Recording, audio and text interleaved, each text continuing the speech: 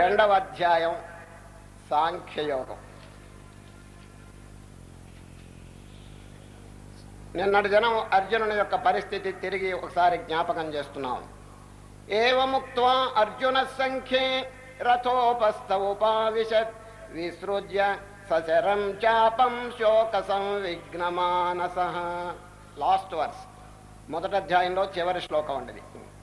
అర్జునుని యొక్క పరిస్థితి వర్ణిస్తున్నారు. గాంధీవం జారిపోయింది, పాశుపతం జారిపోయింది, శిరస్సంతా గిరగిర తిరుగుతున్నది. ఇటువంటి పరిస్థితిలో వ్యాస మహర్షి మొదటి అధ్యాయం చివర భాగం వర్ణించినారన్నది. ఇప్పుడు ఈ అధ్యాయంలో శ్రీకృష్ణ పరమాత్మ యొక్క జవాబు. అర్జునుని యొక్క పరిస్థితి చూచి శ్రీకృష్ణ పరమాత్మకు ఆశ్చర్యం కలిగిందండి. తం తథా కృపయావిష్టం అశ్రుపూర్ణాకులేక్షణం. అశ్రుపూర్ణాకులేక్షణం, కంటి వెంట ధారధారగా నీళ్లు కారుతున్నాయండి. అర్జునుడు ఎవరండి చెప్పండి? హీరో, పాండవుల పక్షంలో నుండి నాయకుడు. అటువంటి నాయకుడు దుఃఖిస్తున్నారంటే ఇది సామాన్యమైనటువంటి విషయం కాదండి. ఇది ఒక స్పెషల్ కేసు. ఇది ఎవరైనా సామాన్యులు, పిరికివారు, అధైర్యం కలిగిన వారు, సామాన్యులు ఎవరైనా దుఃఖపడితే దుఃఖపడవచ్చుగాక. కానీ అర్జునుడు అటువంటి హేమాహేమి, మహాప్రజ్ఞావంతుడు, బలవంతుడు, వీర్యవంతుడు, సాహసవంతుడు, ధైర్యవంతుడు, మరి దుఃఖిస్తున్నారంటే ఇది ఒక స్పెషల్ కేసు కదండి. కనుకనే శ్రీకృష్ణ పరమాత్మ గారు ఇంకా ఆశ్చర్యం కలిగిందండి. అశ్రుపూర్ణాకులేక్షణం, అది కంటి వెంట ధారధారగా ఆ దుఃఖించడం ఏమిటండి? అర్జునుడికి ఎంత భౌతికమైనటువంటి సామర్థ్యం ఉందో మీకు అందరికీ తెలుసు కదండి. అది ఫిజికల్ స్ట్రెంగ్త్ అది. కానీ అది చాలదు. రెండు శరీరములు ఉన్నాయండి, ఫిజికల్ బాడీ అండ్ మెంటల్ రెండు ఉన్నాయి. భౌతికమైనటువంటి శరీరం, మానసిక శరీరం. ఈ రెండు దాటితే ఇంకోటి ఉందండి, ఆత్మ శరీరం. దానికి ఏ విధమైనటువంటి వికారములు ఉండవండి. ఆత్మ శరీరం అది నిర్మలం, నిర్వికారం, నిశ్చలం, అటువంటి పరిస్థితి. కనుక దాన్ని గురించిన రిపేర్ మనకు అవసరం లేదండి. ఈ రెండిటి యొక్క రిపేర్ మనం చేసుకోవాలి జాగ్రత్తగా. ఏది చెప్పండి? స్థూల శరీరం, సూక్ష్మ శరీరం. ఈ రెండు కనుక ప్యూర్, మహాపరిశుద్ధంగా కనుకుంటే కొత్తగా మనం మోక్షానికి ఏం ప్రయత్నం చేయవలసిన అవసరం లేదండి. Our work is finished, our duty is finished. ఎప్పుడు? If these two bodies are pure. అది రెండు హెల్తీ, ఆరోగ్యంగానో పవిత్రంగానో ఉంటే చాలండి. అది నేను అడిగిన ఒక వశిష్ఠ మహర్షి గారి యొక్క వాక్యం మీకు చెప్పినాను, తిరిగి జ్ఞాపకం చేస్తున్నాను. రామచంద్రునికి 16 సంవత్సరముల వయసులో బోధిస్తారండి. ఎవరు? వశిష్ఠ మహర్షి. ఎంత బోధో తెలుసండి. 32,000 శ్లోకములండి. 32,000 శ్లోకములు. అవన్నీ రాసింది ఎవరో తెలుసండి? వాల్మీకి మహర్షి. మన రామాయణం రాసినారు చూడండి, వారే యోగ వాసిష్టం లేక వాసిష్ఠ మహారామాయణం అని చెప్పి గ్రంథం రాసినారు. వశిష్ఠ మహర్షి శ్రీరామచంద్రునికి చేసిన బోధంతా కూడా చక్కగా రికార్డు చేసినారండి. ఎవరు? వాల్మీకి మహర్షి. దానిలో ఒక శ్లోకం చెప్తాను. నమోక్షం, ఓ రామచంద్ర, మోక్షం ఎక్కడున్నదో తెలుసిన? ఆకాశంలో లేదు, పాతాళంలో లేదు, భూమి మీద లేదు. నమోక్షో నభసపృష్ఠే పాతాళే నచ భూతలే. మరి ఎక్కడున్నది? మోక్షో హి చేతో విమలం సమ్యజ్ఞాన విబోధితం. నిర్మలమైన మనస్సే మోక్షం. ఎంత చక్కగా చెప్పారు చూడండి. ప్యూర్ హార్ట్, అంతేనండి. ఇంకా మోక్షానికి ఇంకా వేరే దారి లేదు. మనస్సు పవిత్రమైతే that is salvation, that is liberation, that is perfection. చూచారా? మనస్సు శుద్ధంగా ఉంచుకోవాలని, అంతే, ఇంకేమీ లేదండి. We must make it a mirror. అది చూడండి, అర్థం ఎంత నిర్మలంగా ఉంటుందో చూడండి. ముఖం ఏ విధంగా ఉంటుందో ఆ విధంగా ప్రత్యక్షంగా గోచరిస్తుంది. ఎక్కడ? అద్దంలో. ఇంకా దేంట్లో కూడా అటువంటి రిఫ్లెక్షన్ ఉండదండి. ప్యూర్గా ఉంటుంది మనస్సు. అదేవిధంగా మన హృదయాన్ని కనుక మహాపవిత్రం చేసుకుంటే కొత్తగా పొందవలసింది ఏమిటండి? లోపల ఆత్మ, దేవుడు, భగవంతుడు ఉండనే ఉన్నారు. ప్రతి వారికి నండి కొత్తగా దేవుణ్ణి పొందటం కాదు. God is already here, but covered up by ignorance. అది ఆవరణ చేత, అవివేకం చేత, అజ్ఞానం చేత కప్పబడ్డాడు. ఇప్పుడు మనం చేయవలసింది ఏమిటి? Not to realise God, but to remove the hindrance. అది మనకు దేవుడికి మధ్యలో ఉన్నటువంటి అపవిత్రత, ఈ మనోమాలిన్యం, దీన్ని కనుక తొలగిస్తే కొత్తగా చేయవలసింది ఏమి లేదు. We ourselves are God, we can realise the truth. అది కనుక ఈ మోక్షం అంటే ఈ వశిష్ఠ మహర్షి చెప్తున్నారు. నమోక్షో నభసపృష్ఠే పాతాళే నచ భూతలే. రామచంద్ర, మోక్షం ఆకాశంలో లేదు, పాతాళంలో లేదు, భూమి మీద లేదు. పవిత్రమైన మనస్సే మోక్షం. మోక్షో హి చేతో విమలం సమ్యజ్ఞాన విబోధితం. కనుక శ్రీకృష్ణ పరమాత్మ అర్జునుని యొక్క పరిస్థితి చూచినారు. ఇది వండర్ఫుల్, ఆశ్చర్యంగా ఉంది. ఏమిటి? హీరో అర్జునుని యొక్క భౌతిక సామర్థ్యం ఎంత గొప్పదంటే, ఏదైనా పిడుగులు పడబోతుంటే జనులు ఏం చేస్తారో తెలుసండి? అర్జునుని యొక్క పేరు ఉచ్చరిస్తారండి కదండి. సంప్రదాయం అర్జున, ఫల్గుణ, పార్థ, ఈ విధంగా అర్జునుడి యొక్క పేర్లు ఉచ్చరిస్తుంటారు. సవ్యసాచి, ధనంజయ అని పేరు కారణం వారి పేరులోనే అంత మహత్వం ఉన్నదన్నది. ఆ పిడుగులు కూడా ఆగిపోయేటువంటి శక్తి ఉన్నది. అటువంటి ధీరుడైనటువంటి అర్జునుడు చూడండి, యుద్ధంలో ప్రవేశించగానే ఈ విధంగా దుఃఖపడుతున్నారంటే ఇది వండర్ కదండి, ఇది ఆశ్చర్యం. కనుకనే శ్రీకృష్ణ పరమాత్మ దీన్ని సరి అయిన దారిలో పెట్టకపోతే జనులు అనేక విధాలుగా ఆశ్చర్యపడిపోతుంటారు. ఇదేమిటిది? మహావీరుడు, ధీరుడు యుద్ధంలో ప్రవేశించిన తర్వాత పాండవ పక్షంలో అందరికంటే సాహసవంతుడైనటువంటి మహనీయుడు ఈ విధంగా చేస్తున్నాడని చెప్పి శ్రీకృష్ణ పరమాత్మ దీన్ని రెక్టిఫై చేయాలనుకున్నారు. దీన్ని ఈ దుఃఖం పోగొట్టాలని చెప్పి వెంటనే తన దగ్గర ఔషధాలు చాలా ఉన్నాయండి. దేనికి? ఈ వ్యాధికి. ఏ వ్యాధి? అజ్ఞానం, దేహాభిమానం, మమ, అహం, ఈ రెండు తగులుకున్నాయండి. సరే, కనుకనే చూడండి, స్వజనం స్వజనం స్వజనం అని చెప్పేసి గీతలో చెప్తున్నారు మొదటి అధ్యాయంలో అర్జునుడు. ఇదిగో మా వాళ్ళు అని చెప్పేసి. తర్వాత నేను దేహం, ఇదిగో వీళ్ళందరూ దేహాలు అని చెప్పి అనుకుంటున్నారు.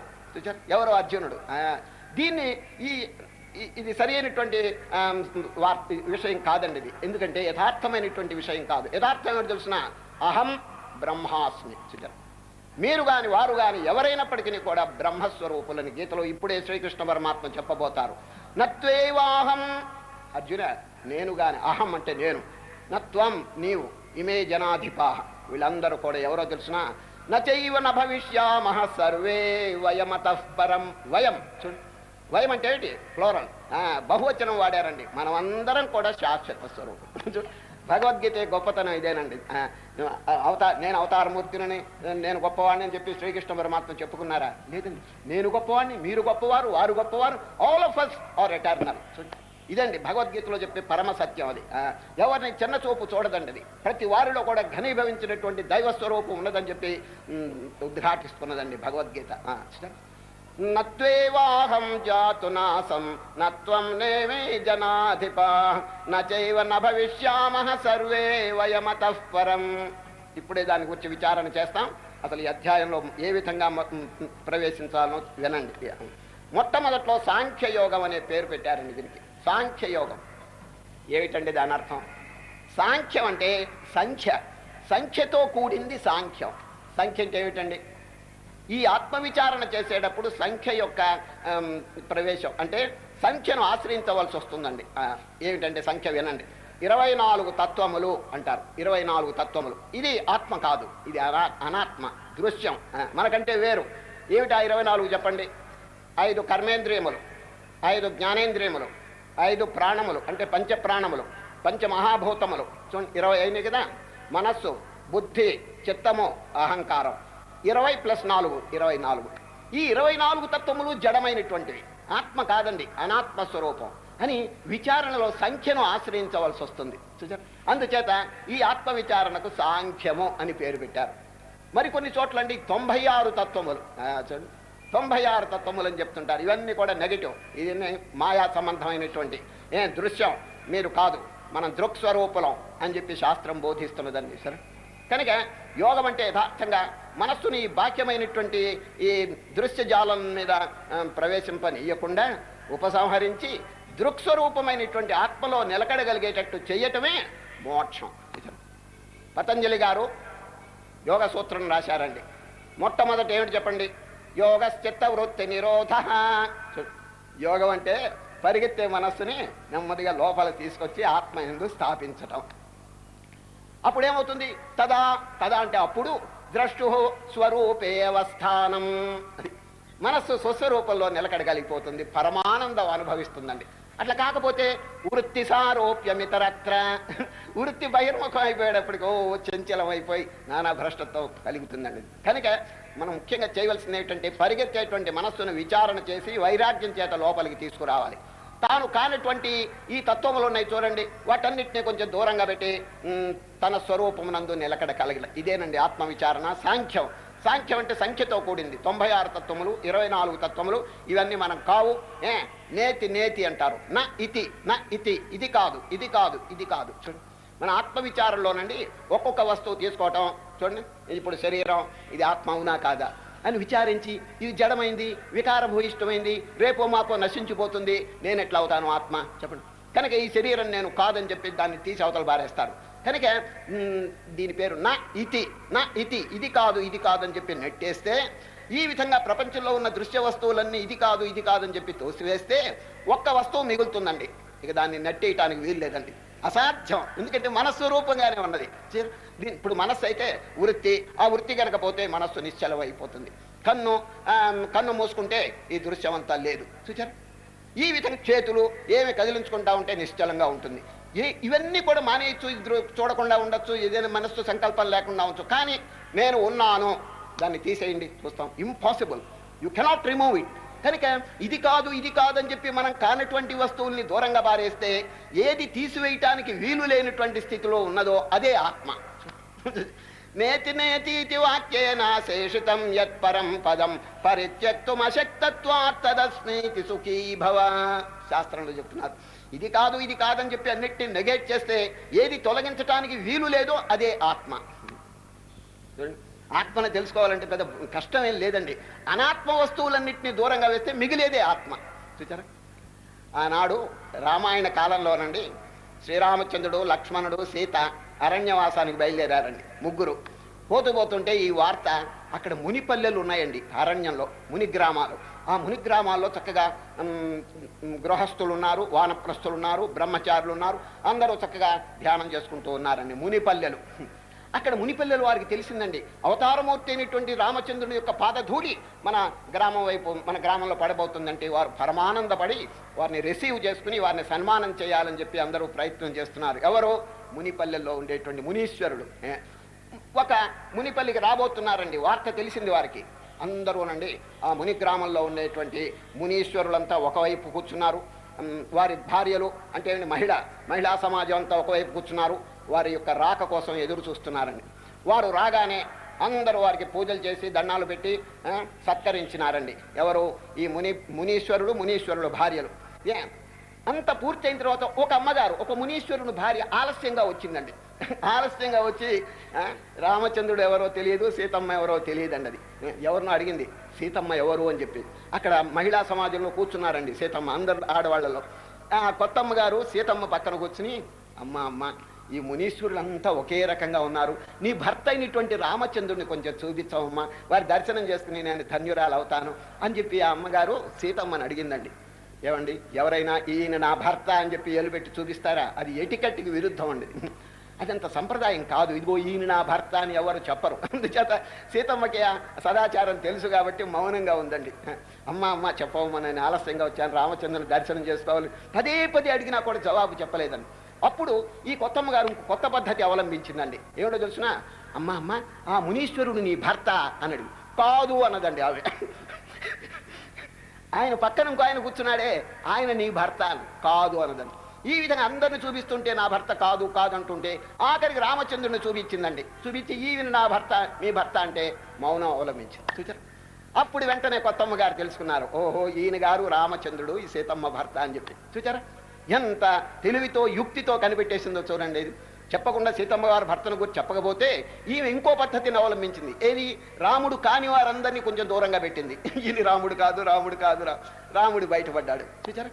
అదేవిధంగా మన ఆత్మస్వరూపానికంటే వేరుగా ఉన్నటువంటి అనాత్మస్వరూపములంతా ఇది కాదు ఇది కాదని చెప్పి నెగెట్ చేస్తే ఏమండి, నేతి నా ఇది అని మనం ఆఖరికండి తొలగించడానికి వీలు లేనటువంటి ఒక వస్తువు వస్తుంది. అదే మన ఆత్మ. చూచారు? ఇదేనండి ఇప్పుడు ఈ సాంఖ్యయోగంలో శ్రీకృష్ణ పరమాత్మ ప్రతిపాదించేటువంటి విషయం ఇదే. ఓ అర్జునే, మీరు గాని వారు గాని నేను గాని ఎవరో తెలిసినా నశించేటువంటి దేహాలు కాదు, ఈ దేహానికి సాక్షిగా ఉన్నటువంటి చైతన్య స్వరూపం అనేటువంటి బ్రహ్మ విద్యను శ్రీకృష్ణ పరమాత్మ ఉపదేశం చేస్తున్నారని. సరే, అర్జునుడు దుఃఖిస్తున్నాడు. ఇంకా రేపటి నుంచి చూడండి సామాన్య బోధలు అంటే ఏమిటి, కర్మ, యోగం, ధ్యానము ఇవన్నీ చెప్తుంటారండి. ఈరోజు స్పెషల్ బోధ అండి. ఈ జ్ఞాన బోధ ఎప్పుడు గురువు గారు మొదట్లో చేయరండి. శిష్యుడు ధరించాలని చెప్పి ఏమండి బోధ చెప్పండి అని గురువు గారిని అడిగితే మొట్టమొదట్లో జ్ఞానం చెప్పరండి. ఇది ఎందుకంటే ఎంఏ కోర్స్ అండి ఇది. ఈ జ్ఞాన ఇది చూడండి సామాన్యంగా అందుబాటులో ఉండదండి. ఇది అహం బ్రహ్మాస్మి, ఏమండి తత్వమసి, నీవు కేవలం చైతన్య స్వరూపుడనే బోధవానికి అంటుతుందండి. మనస్సు మురికిగా ఉంటే, రజోగుణ తమోగుణాత్మకంగా ఉంటే ఎట్లా సాక్షాత్కారం కలుగుతుందండి? ఎన్ని బోధలన్నా చెప్పండి, జీర్ణం కాదండి. అది ఎప్పుడు జీర్ణం అవుతుంది చెప్పండి? గుడ్డలో రంగు ఎప్పుడు ప్రవేశిస్తుంది? అది బాగా ఉతికినప్పుడు. అదేవిధంగా మనస్సు రజోగుణ తమోగుణాత్మక రహితంగా కనుక ఉంటే గురువు చెప్పినటువంటి బోధ చక్కగా జీర్ణం అవుతుందండి. సరే, ఇప్పుడు అర్జునుడి యొక్క పరిస్థితి ఎట్లా ఉందో మీరు కొంచెం ఆలోచించండి. Most qualified aspirant. శిష్యుడికి అర్హత లేకపోతే గురువు చెప్పిన విద్య ఏం బోధ జీర్ణం కాదండి, అనుభవానికి రాదు. కానీ ఇప్పుడు అర్జునుడు అటువంటి వాడు కాదు, మోస్ట్ క్వాలిఫైడ్ ఆస్పిరెంట్, అర్హత కలిగినటువంటి శిష్యుడు దొరికాడండి. ఎట్లా తెలుసు మీకు అని అడగచ్చు.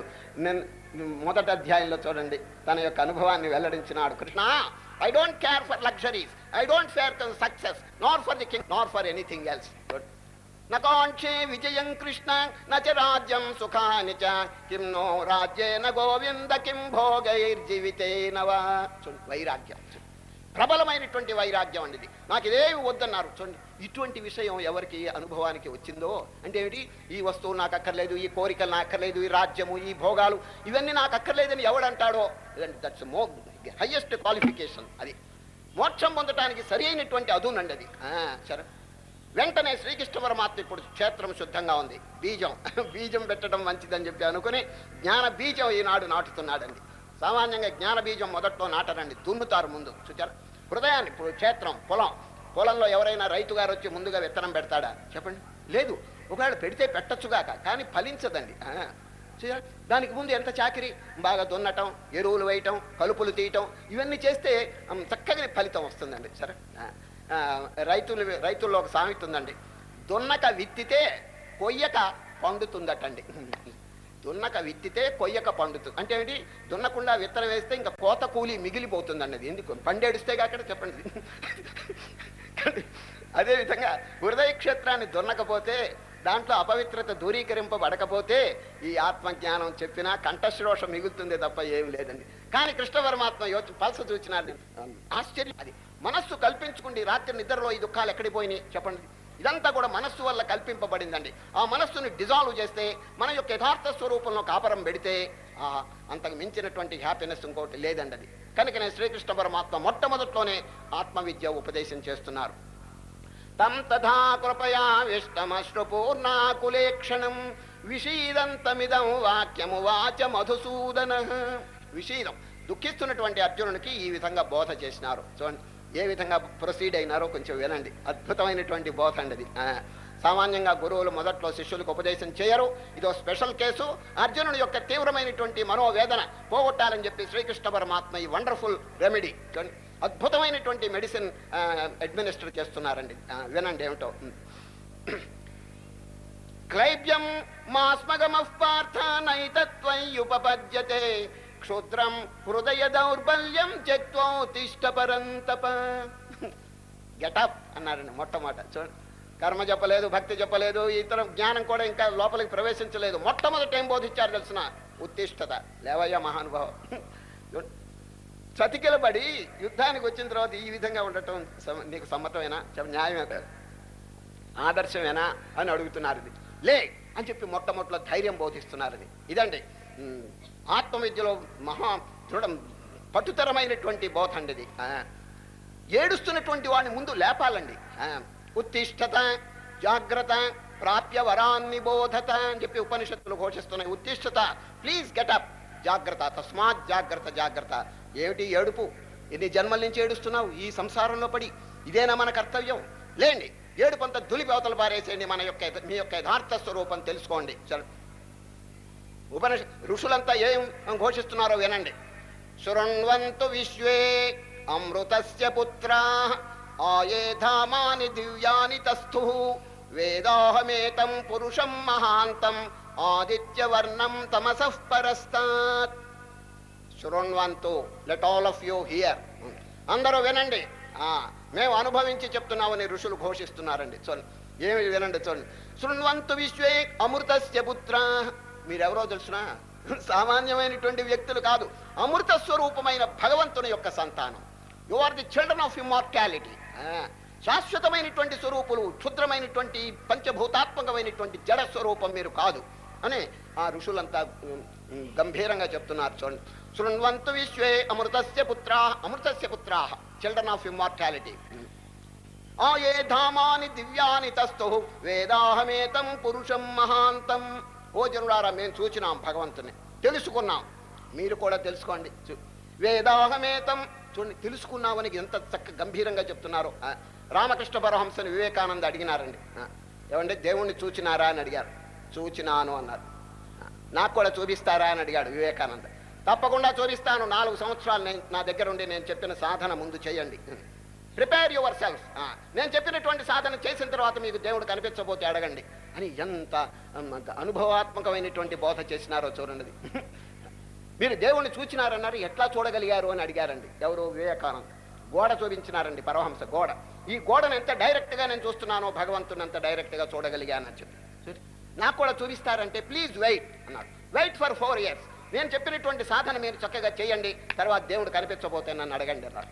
చక్కగా చేసినారు. ఆ విధంగా గురుభక్తి కలిగి గురుసేవ చేసి గురుబోధంతా జీర్ణం చేసుకుని చక్కగా 4 సంవత్సరాలు ఆచరణలో పెట్టినారు. He has become God himself. కొత్తగా ఇంకా ప్రశ్న అనేది లేదండి. ఎందుకంటే బ్రహ్మవిత్ బ్రహ్మైవ భవతి.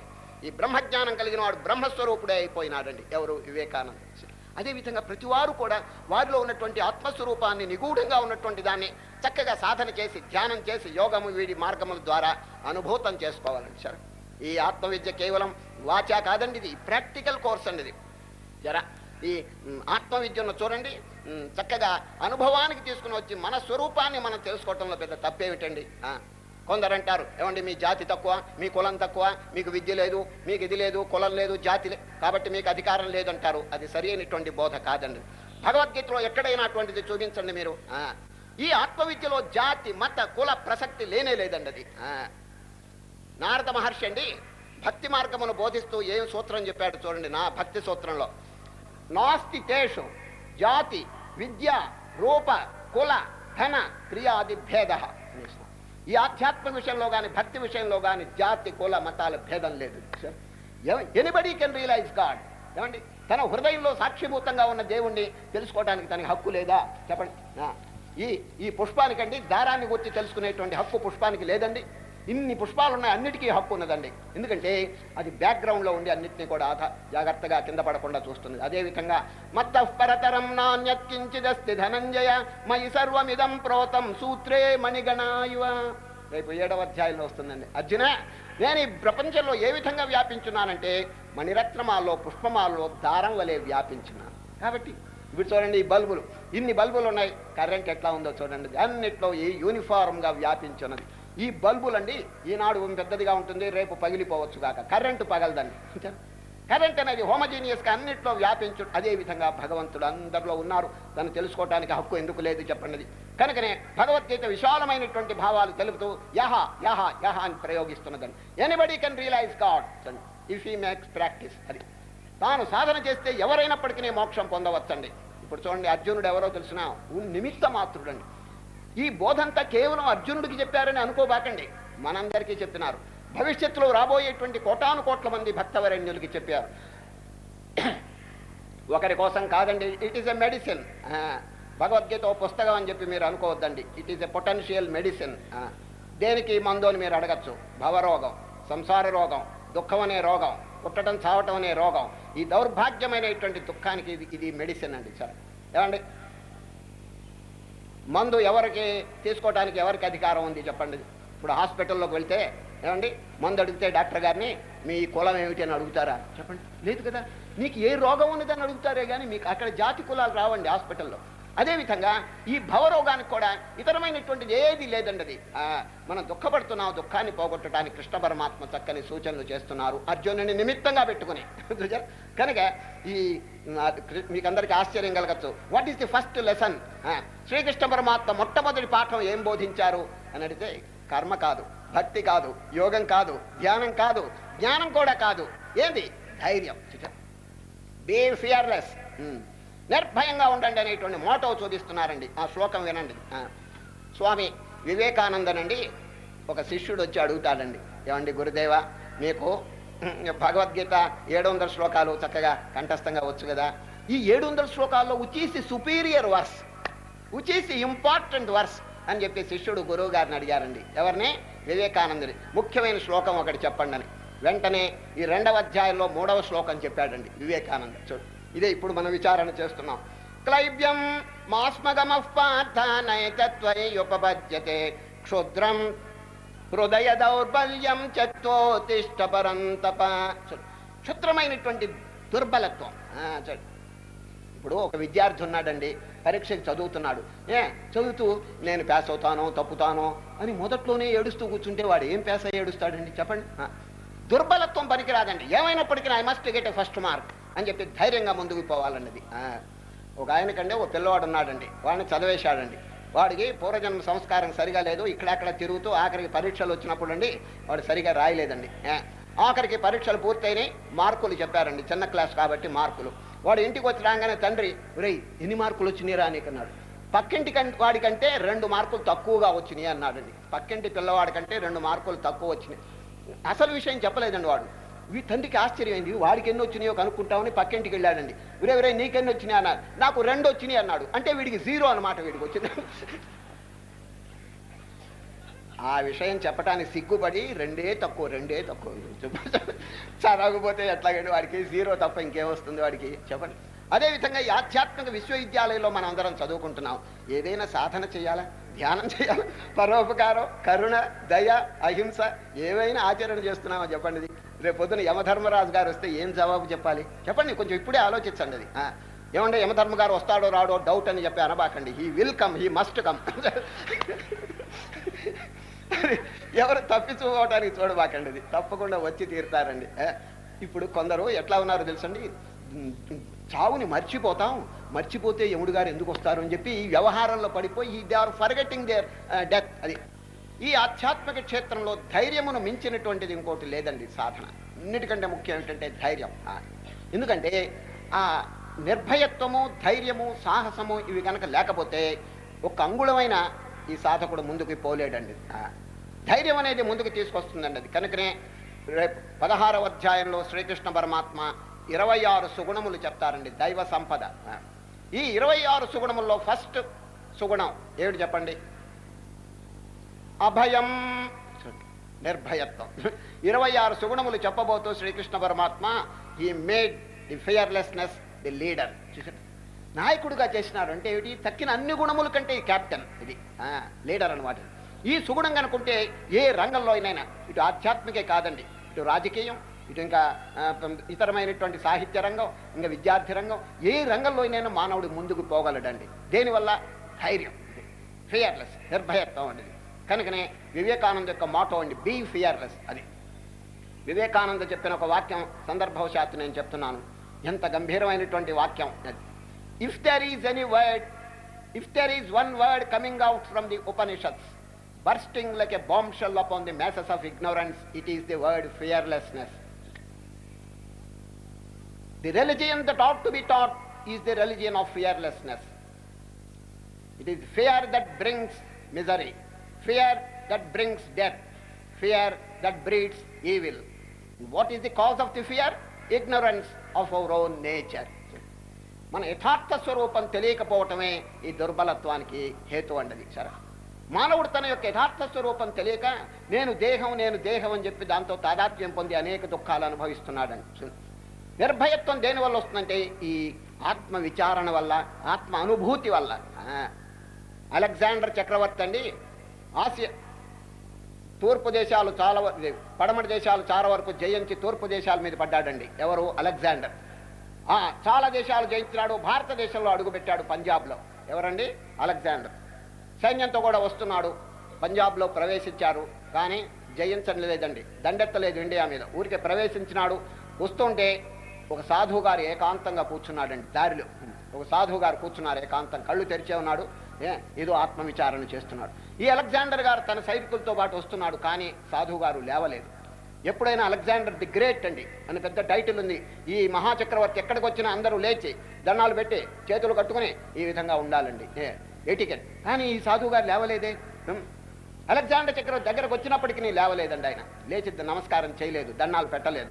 అప్పుడు ఒళ్ళు మండింది ఎవరికే? అలెగ్జాండర్. ఏంటి ఇంత నన్ను అవమానం చేస్తున్నాడేమని పక్కన ఒక మిలిటరీ కమాండర్ ఉన్నాడు. ఈయన శిరస్సు ఛేదించండి అన్నాడండి. ఎవరు? అలెగ్జాండర్. వెంటనే ఆయన కత్తి తీసి బయలుదేరుతున్నాడు ఆయన శిరస్సు ఛేదించడానికి. ఆ దృశ్యం చూచి సాధువు గారు పక్కపక్క నవ్వాడండి. ఎవరు? ఈ సాధువు గారు. అలెగ్జాండర్ గారికి వండర్, ఆశ్చర్యం కలిగింది. ఇదేమిటి, చంపమని నేను చెప్తే ఇది నవ్వుతున్నాడేమిటినా అని. దీనికి కారణం తెలుసుకోవటం మంచిదని, అయ్యా కమాండర్ గారు కొంచెం ఆగండి అని సాధువు దగ్గరికి పోయి, ఏమండి మిమ్మల్ని చంపమని నేను ఆజ్ఞిస్తే ఎందుకు నవ్వుతున్నారు అని అడిగాడండి. ఎవరు? ఈ అలెగ్జాండర్ సాధువుని. మీరు కాదు, మీ తాత, మీ పెదనాయన కూడా నన్ను చంపలేరు అన్నాడండి ఆయన. నేను ఎవరినో తెలిసినా దేని చేత చంపబడేవాడిని కాదు. గీతలో ఇప్పుడే చెప్తారు శ్రీకృష్ణ పరమాత్మ, అచ్చేద్యోయం అదాఖ్యోయం అక్లేద్యో శోషయేవచ నిత్య సర్వగత స్థాణురచలోయం సనాతనః. I'm everlasting. నేను దేహం కాదు, లోపల సాక్షిగా ఉన్నటువంటి ఆత్మను. దాన్ని ఎవరు? నీవు కాదు, మీరు కాదు, ఎవరైనప్పటికీ నేను చంపలేరు అని ఘంటాబద్ధంగా చెప్పేశాడండి. ఎవరు? ఈ సాధువు గారు. ఆ వాక్యం విని దద్దరిల్లిపోయినాడండి. ఎవరు? మృత్యువును కూడా ధిక్కరించేటువంటి మహానుభావులు ఉన్నారే భారతదేశంలో అని ఇటువంటి పునీతమైనటువంటి దేశంలో నేను దండెత్తడం మంచిది కాదని చెప్పి వెనక్కి తిరిగి వెళ్ళిపోయినాడండి. ఈ వెంట్ బ్యాక్. భారతదేశాన్ని దండెత్తలేదండి. ఎవరు? ఈ అలెగ్జాండర్. చూచారా ఆ ధైర్యం ఎక్కడి నుంచి వచ్చింది చెప్పండి? మృత్యువుని ధిక్కరించేటువంటి ధైర్యం అమర విద్య. కనుకనే ఈ ఆధ్యాత్మం ఇప్పుడు కృష్ణ పరమాత్మ చెప్పబోతున్నారే, ఈ విద్య బ్రహ్మ విద్య, అధ్యాత్మ విద్య, అమర విద్య. మానవుణ్ణి అమరత్వం, మృత్యోర్మా అమృతంగమయ. మృత్యువులో ఉన్నారండి జనం అంతా, ప్రాణులంతా మృత్యువుకి లోబడి, కాలమునకు లోబడి ఉన్నారు. భగవంతుడు ఎవరు? కాలకాలుడు. చూడండి, అంతకాంతకుడు. అంతకుడు అంటే యముడు. యముడు మించినటువంటి వారండి ఎవరు? భగవంతుడు. వారిని కనుక పట్టుకుంటే ఇంకా యముడు ఏం చేయగలడు చెప్పండి?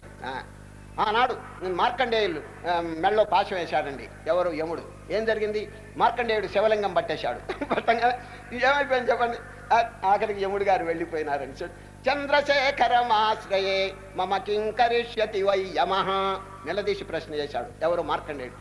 యముడు నన్నేం చేయగలడు? నేను చంద్రశేఖరుడైనటువంటి పరమాత్మను పాదములు పట్టుకున్నాను. చక్కని శ్లోకం అండి. చంద్రశేఖరమాశ్రయే మమ కింకరిష్యతి వై యమః. మార్కండేయుడు చెప్పిన వాక్యం అండి. కనుక మానవుడికి ధైర్యం ఎప్పుడొస్తుంది? యముణ్ణి కూడా దాటిపోయినటువంటి స్వరూపాన్ని మనం తెలుసుకోవాలండి. కాలకాలుడు, అంతకాంతకుడు. వారెవరు చెప్పండి? అది ఎవరు? భగవంతుడు. వారికి కాలమునకు ఏం సంబంధం? కాలాతీతుడు అండి. అది జీవులందరూ కూడా కాలమునకు కర్మకు లోబడి ఉన్నారు. భగవంతుడు ఒకడే. చూడండి, పూర్వేషామపి గురు కాలేన అనవచ్చేదా. Patanjali. Who is God? What is the definition of God? దేవుడు అంటే నిర్వచనం ఏమిటని చెప్పే ప్రశ్నకి తన యోగ సూత్రంలో జవాబు ఇచ్చినారు. ఎవరు? పతంజలి. దేవుడు అంటే ఎవరో తెలుసునా? దేశమునకు, కాలమునకు, కర్మకు లోబడని వాడు. పూర్వేషామపి గురు కాలీన అనవచ్ఛేదా, కాలము చేత తెంపబడడు, ఛేదింపబడడు. మరి అటువంటి వారిని పట్టుకుంటే ఇంకా కాలమునికి భయం ఏంటి చెప్పండి. కనుక శ్రీకృష్ణ పరమాత్మ అమర విద్యను ఇప్పుడు బోధిస్తున్నారండి. ఇది చాలా అవసరం జనులకి. చూడండి, ఇన్ని విద్యలు చదువుతున్నారు కదా ప్రపంచంలో, ఈ ఆధ్యాత్మిక విద్యకి ఎవరైనా ప్రామినెన్స్ ఇస్తున్నారా? యూనివర్సిటీల్లో చెప్తున్నారా? గురువులు ఎవరైనా చెప్తున్నారా? పెద్దలు స్కూళ్ళలో ఏమైనా చెప్తున్నారా? కృష్ణ పరమాత్మ చూడండి దీనికి ప్రామినెన్స్ ఇచ్చినారు. ఏమంటే మీకెట్లా తెలుసునంటే, రేపు విభూతి యోగం తెరవండి 10వ అధ్యాయం.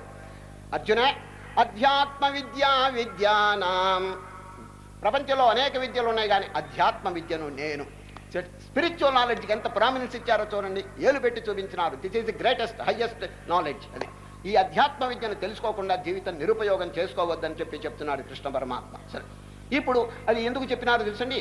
అర్జునుడి యొక్క పరిస్థితి బాగా గమనించి అర్జునుడు మొదటి అధ్యాయం అంతా ఏమేమిటో చెప్పినాడండి. తన అనుభవాలన్నీ చెప్పుకున్నారు. శ్రీకృష్ణ పరమాత్మ ఒక వాక్యమైనా చెప్పినారా? జవాబు చెప్పలేదు. ఈ 2వ అధ్యాయంలో అర్జునుడు అండి ఒక సదాచారాన్ని అనుసరించాడండి. ఎవరు అర్జునుడు? ఏమిటి తెలుసిన? శిష్యస్తేహం షాధిమాం త్వాం ప్రపన్నం. ఇక మాట్లాడలా. O Krishna, I am the disciple, you are the master, please command అన్నాడు. నేను మీ శిష్యుణ్ణి, మీరు గురుదేవులు, ఆజ్ఞాపించండి అని ప్రపత్తి, dedication. He dedicated himself entirely to the master. అది ఇది చాలా ముఖ్యమండి. ఇది శిష్యుడు తలకాయ ఎత్తుకుని ఏమేమి చెప్పినా కూడా గురువు గారు దానికంత లక్ష్య పెట్టారండి. ఎప్పుడు శిష్యుడు తల ఉంచి నేను మీ దాసానుదాసుడని చెప్పి ఒబీడియన్స్, ఆ వినయ విధేయతలు ఎప్పుడు ప్రదర్శిస్తాడో అప్పుడు గురువు గారికి వారి మీద విశ్వాసం కలుగుతుందండి. సరే, తల పైకెత్తి ఏమో పెద్ద డోంట్ డిమాండ్ ఆర్ కమాండ్, అక్కడ గురువు గారి దగ్గర కమాండు డిమాండు పనికిరాదండి. ఇంతసేపటికి వినయ విధేయతలు. ఏ విధంగా ఉండాలి? హనుమంతుడు. హనుమంతుడు వారి పేరు ఇవాళ స్మరణ చేయటం చాలా మంచిదండి. హనుమత్ జయంతి కాబట్టి ఆంజనేయులు వారు శ్రీరామచంద్రుని దగ్గర ఎట్లా ఉంటారో పాస్చర్ కొంచెం చూడండి. పాస్చర్ ఎట్లా ఉంటారు చెప్పండి. బాష్పవారి పరిపూర్ణలోచనం మారుతిం నమత రాక్షసాంతకం. వారి ప్రార్థన ఎంత గంభీరమైనటువంటి వ్యక్తి అండి. ఎంత physical, mental, moral, spiritual energy ఉన్నది చెప్పండి వారికి. అయినప్పటికీ కృష్ణ రామ దగ్గర ఎట్లా ఉంటారు? దాసోహం కోసలేంద్రస్య రామస్య క్లిష్ట కర్మణ హనుమాన్ శత్రు సైన్యానాం నిహంతా మారుతాత్మజ. లంకాపట్టణంలో లంకా దహనం అంతా అయిన తర్వాత ఈ రాక్షసులంతానండి ఎవరు దీన్ని కాల్చిందని చెప్పి హనుమంతుడిని పట్టేశారండి. పట్టి తాళ్ళు వేసి కట్టి రావణాసుడి దగ్గర పడేశారు. ఎవరిని? హనుమంతుని. ఎవరు మీరు అని అడిగారు. ఎవరు? రావణాసుడు. ఎవరు మీరు? ఈ జవాబిస్తాడు చూడండి. దాసోహం కోసలేంద్రస్య. ఓ రావణ, నేనెవరో అడుగుతున్నారు కదా, శ్రీరామచంద్రుని యొక్క దాసానుదాసుడు. చూడు, నిజంగా ఇంకొకళ్ళు అయితే ఐఆమ్ సో అండ్ సో అనేవాడండి.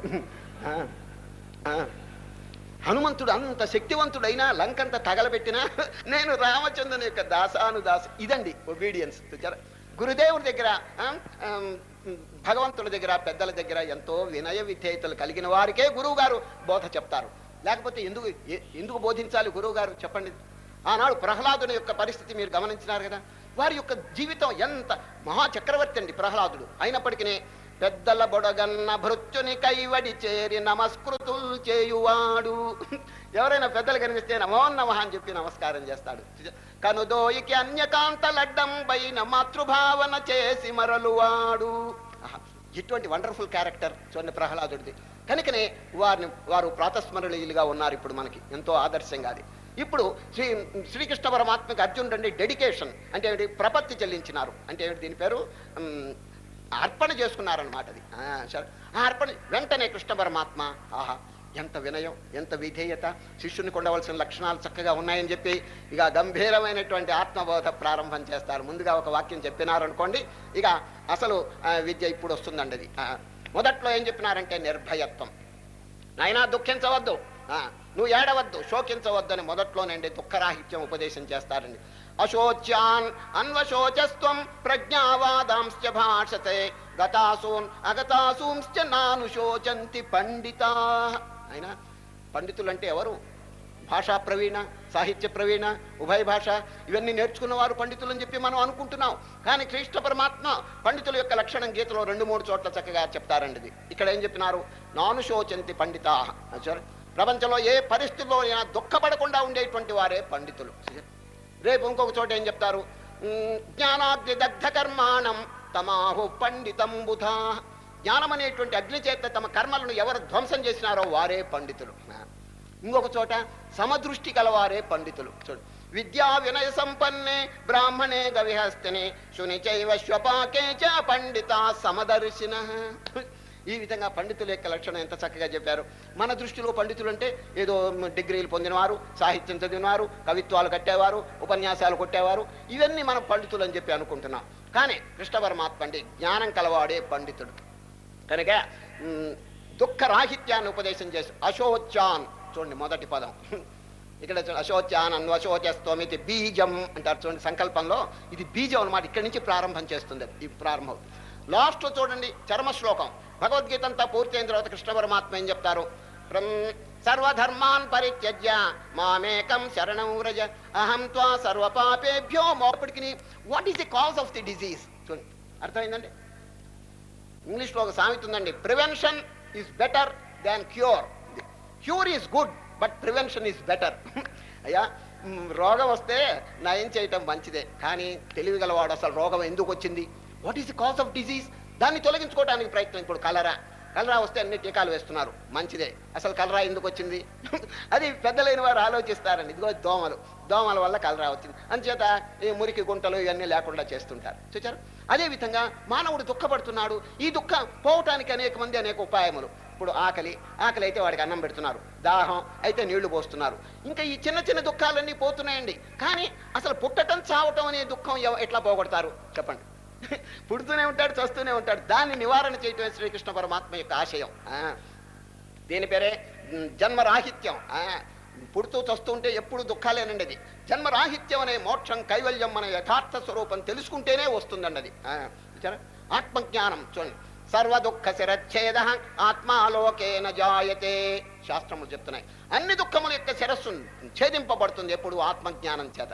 కనుకనే శ్రీకృష్ణ పరమాత్మ ఫస్ట్ కర్మ చెప్పలేదు, భక్తి చెప్పలేదు, యోగం చెప్పలేదు, ఆత్మ విచారణ. మొట్టమొదటిలో ఎందుకు చెప్పాలి? It's most potential medicine. మానవుడు దుఃఖం పోవటానికి ఇంతకి తప్పితే ఇంకా వేరే మార్గం లేదు. కలలో అనేక దుఃఖాలు అనుభవిస్తున్నవాడు దుఃఖాలన్నీ పోగొట్టుకోవడానికి మేలుకోవాలి. ఆ మేలుకునే విద్య అండి ఇది, అమర విద్య. కనుకనే శ్రీకృష్ణ పరమాత్మ ఎంత అద్భుతంగా వర్ణిస్తున్నారు. అర్జున, అయ్యో మీరు ఏ దుఃఖపడుతున్నారే, మీరు వారు అందరూ ఎవరు చెప్పండి? కుండలా, మట్టి కుండలా చెప్పండి? జడమైనటువంటి స్వరూపాల లేదు. కుండ కాదు, కుండలో ఉన్న ఆకాశం చెబుతున్నారు. కుండ పగిలిపోయిన ఆకాశం పగలదండి. అటువంటి దృష్టాంతములు చక్కగా చెప్తున్నారు. నాయనా, మీరు కేవలం జడమైనటువంటి ఒక శరీరం అనేటువంటి కుండ కాదు. ఈ కుండ లోపల సచ్చిదానందం చూడండి. అదేమిటిది? పుట్టదు, చావదు. నజాయతే మ్రియతే వా కదాచన్నాయం భూత్వా భవితా వా నభూయః అజో నిత్య శాశ్వతోయం పురాణో నహన్యతే హన్యమానే శరీరే. ఉపనిషత్ వాక్యం అండి ఇది. కనుకనే భగవద్గీతకి ఉపనిషత్ సారం అని చెప్పి పేరుందండి ఇది. సంకల్పంలో చూడండి, ఓం ఇది శ్రీమద్ భగవద్గీతాసు ఉపనిషత్సు బ్రహ్మ విద్యాయాం. ఉపనిషత్ వాక్యం అండి ఇది. ఏది? నజాయితే, మానవుడు పుట్టేవాడు కాదు, చచ్చేవాడు కాదు, ఆత్మ అనేది శాశ్వతం. ఇది కనుక తెలుసుకుంటే ఎంత ధైర్యం వస్తుందండి మానవుడికి. ఇతరమైన మీరు ఎన్నైనా బోధ చేయండి, ఇంత ధైర్యం రాదండి అది. ఈ బ్రహ్మ విద్యలో అంత అద్భుతమైనటువంటి కెపాసిటీ ఉన్నదండి అది. సరే, కనుక ఇది అన్ని విద్యల కంటే రాజు అని చెప్పి పెద్దలు చెప్తుంటారు. ఇది అధ్యాత్మ విద్యానాం. ఈ బ్రహ్మ విద్య వల్ల ఏమవుతుందో తెలుసండి, దుఃఖరాహిత్యం కంప్లీట్ గా జరుగుతుంది మానవుడికి. ఇంకా ఈ జీవితం అంటే ఎంత హ్యాపీనెస్ అప్పుడు తెలుస్తుందండి అది. లేకపోతే ఈ మనస్సుకు లోబడి, ఈ దృశ్యానికి లోబడి, ఈ సెన్షువల్ ప్లెజర్స్ ఇదే పెద్ద నాగరికత అని చెప్పి ఎగిరెగిరి పడుతున్నారే. ఏమండి, ఈ భోగములు అనుభవించడమే నాగరికత అండి. మహనీయులు ఏం చెప్తున్నారు తెలుసండి, civilisation consist not in the multiplication of desires but in the deliberate restriction of them అన్నారు. చూడండి, మళ్ళీ చెప్తున్నాను, సివిలైజేషన్ అంటే, నాగరికత అంటే ఊరికే ఈ బాహ్యమైనటువంటి విషయాలను అనుభవించట్లో లేదు నాగరికత. చూడండి, ఇప్పుడు పశ్చిమ దేశంలో కానీ ఇక్కడ కానీ ఈ ఫ్యాషన్లు, ఈ పెద్ద వినోదాలు, వీటిల్లో పడిపోయి ఇదే నాగరికత అని చెప్పి అనుకుంటున్నారు.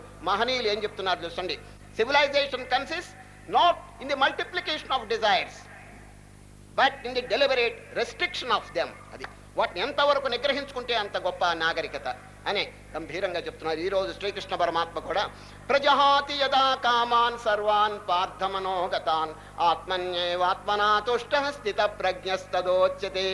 స్థిత ప్రజ్ఞ లక్షణం ఈ రోజే చెప్పబోతారండి. సార్, ఎంత అద్భుతమైనటువంటి బోధ చెప్పండి. కనుక దీని పేరు బ్రహ్మ విద్య, అధ్యాత్మ విద్య అండి. ఎన్ని విద్యలో నేర్చుకుంటున్నారు? 64 విద్యలు ఉన్నాయండి ప్రపంచం. ఎన్ని చెప్పండి? 64. ఈ 64 విద్యలు నేర్చుకున్నా మానవుడికి దుఃఖం పోదండి. ఏమండి మీకెట్లా తెలుస్తున్నా అడుగుతారేమో. నారదుల వారు ఇవన్నీ చదివాడండి.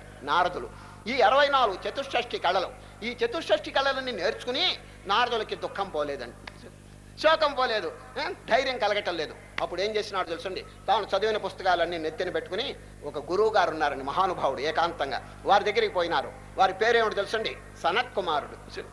సనత్ కుమారుడు అనే మహానుభావుడి దగ్గరికి వెళ్ళి సాష్టాంగ నమస్కారం చేసి, మహానుభావ, ఇదిగో మేము చదివిన పుస్తకాలు 64 విద్యల్లో నేను కళల్లో ప్రావీణ్యం సంపాదించాను, కానీ దుఃఖం పోలేదు, నాకు శాంతి కలగలేదు, ఉపాయం చెప్పండి శాంతికి అని చెప్పి ప్రార్థన చేస్తాడు.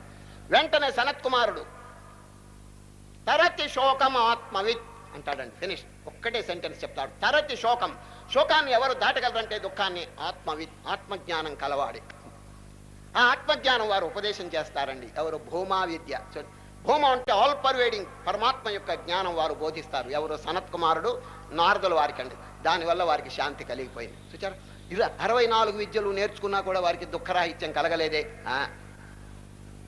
కొంతకాలం కిందటండి ఒక పండితుడండి అన్ని విద్యలు నేర్చుకున్నాడండి. ఈ ప్రపంచంలో ఉన్న విద్యలన్నీ, సాహిత్యం, పోతే జ్యోతిష్కం, వ్యాకరణం, మీమాంస, ఇవన్నీ శాస్త్రములు క్షుణ్ణంగా నేర్చుకుని తీర్థయాత్రకు బయలుదేరాడండి. ఇప్పుడు కాదు, పూర్వకాలం.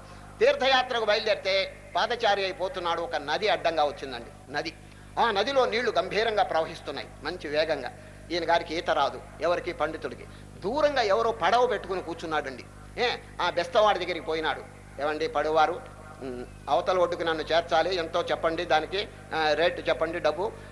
ఇద్దరు మాట్లాడుకుని బేరం కుదుర్చుకున్నారండి. ఈ పండితుడు పడవలో ఎక్కి కూర్చున్నాడు. ఈ బెస్తవాడు నెమ్మదిగా తెడ్లు ఆడించి పడవను లోపలికి తోసుకుపోతున్నాడు. మంచి ప్రవాహం. కొంత దూరం పోయిన తర్వాత ఈ పండితుడు గారు ఒక ప్రశ్న అడిగారు. ఎవరిని? ఈ పడవ ఆయన్ని.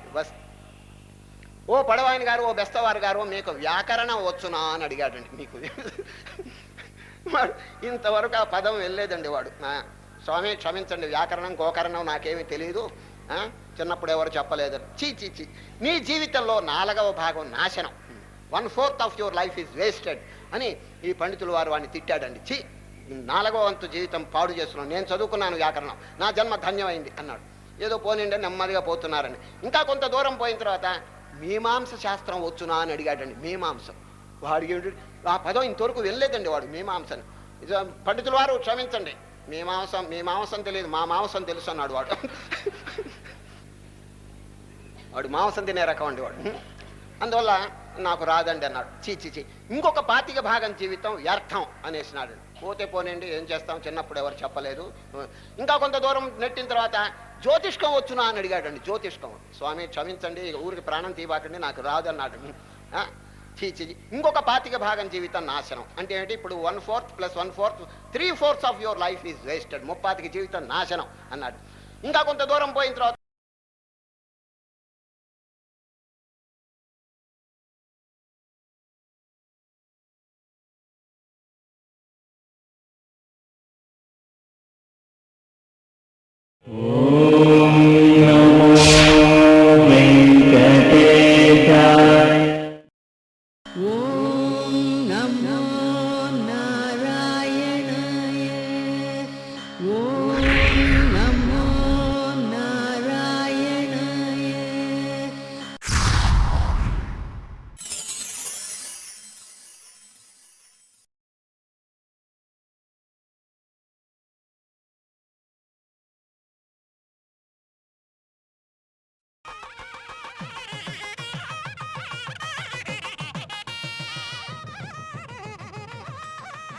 ఈ పండితులు వారు వాడిని తిట్టాడండి. 4వ వంతు జీవితం పాడు చేస్తున్నాను, నేను చదువుకున్నాను వ్యాకరణం, నా జన్మ ధన్యమైంది అన్నాడు. ఏదో పోనిండే నెమ్మదిగా పోతున్నారని. ఇంకా కొంత దూరం పోయిన తర్వాత మీమాంస శాస్త్రం వచ్చునా అని అడిగాడండి. మీమాంసం. వాడికి ఆ పదం ఇంతవరకు వెళ్ళలేదండి వాడు, మీమాంసని. పండితుల వారు క్షమించండి, మీమాంసం తెలియదు, మా మాంసం తెలుసు అన్నాడు వాడు. వాడు మాంసం తినే రకం అండి వాడు. అందువల్ల నాకు రాదండి అన్నాడు. చీ, ఇంకొక 25 భాగం జీవితం వ్యర్థం అనేసినాడు. పోతే పోనండి, ఏం చేస్తాం, చిన్నప్పుడు ఎవరు చెప్పలేదు. ఇంకా కొంత దూరం నెట్టిన తర్వాత జ్యోతిష్కం వచ్చునా అని అడిగాడండి. జ్యోతిష్కం. స్వామి క్షమించండి, ఊరికి ప్రాణం తీయబాకండి, నాకు రాదన్నాడు. ఇంకొక 25% జీవితం నాశనం. అంటే ఏంటి? ఇప్పుడు 1/4 + 1/4 3/4 of your life is wasted. 30 జీవితం నాశనం అన్నాడు. ఇంకా కొంత దూరం పోయిన తర్వాత అదేం గ్రహచారమో కానీ తుఫాను గాలి వీచిందండి. బ్రహ్మాండమైనటువంటి మేఘాలు ఇవన్నీ కూడా కుంభవర్షం కురిసిందండి. సరి నది మధ్య భాగంలో ఉన్నదండి పడవ. కుంభవర్షం కురిసేపటి పడవలోనండి నీళ్లు ప్రవేశించినాయి. పడవ నెమ్మదిగా నిండుతూ ఉన్నది. 30 భాగం నిండిపోయింది. ఇంకొక అంగుళం ఉందండి పడవ. ఆ అంగుళం నీళ్లు కనుక వస్తే మునిగిపోతుందండి. ఆ టైంలో బెస్తవాడు పండితుడిని అడుగుతున్నాడు, మహానుభావ ఈత విద్య వచ్చునా అని అడిగాడు. రాదురా నాయనా అని.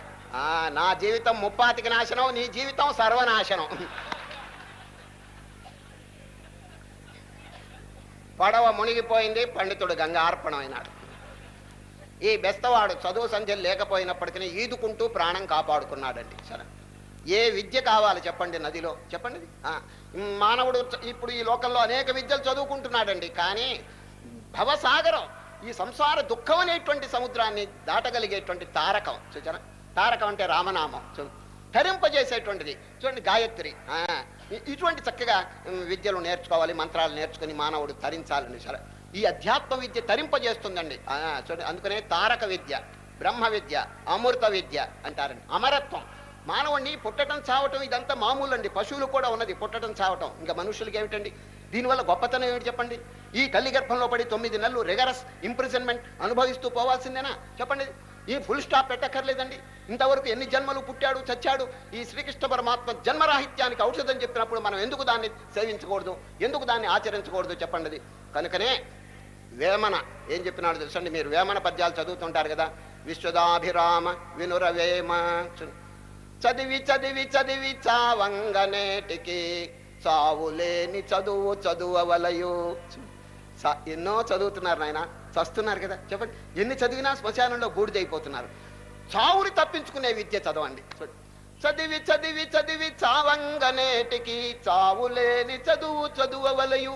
చదివి చదివి కోటి జనులు చచ్చిరి గదా విశ్వదాభిరామ వినురవీమ. ఎంత చక్కగా చెప్పారు. కనుక అమర విద్య మనకు కావాలన్నది. ఇప్పుడు చూడండి, ఆ పండితుడు మునిగిపోయినాడు కదా. ఎన్ని విద్యలు నేర్చుకున్నా ఈ భవసాగరం, ఈ సంసార దుఃఖం అనే సాగరంలో మునిగిపోతుంటే దానివల్ల ప్రయోజనం ఏమిటి చెప్పండి? దేని కొరకు పుట్టాం? ఏడవటానికే చెప్పండి. పుట్టేటప్పుడు అందరూ ఏడుస్తారండి. చూచారు? ఎవరో ఒక మహనీయుడు అన్నాడు, weeping weeping you are barren, laughing laughing you should die అన్నాడు.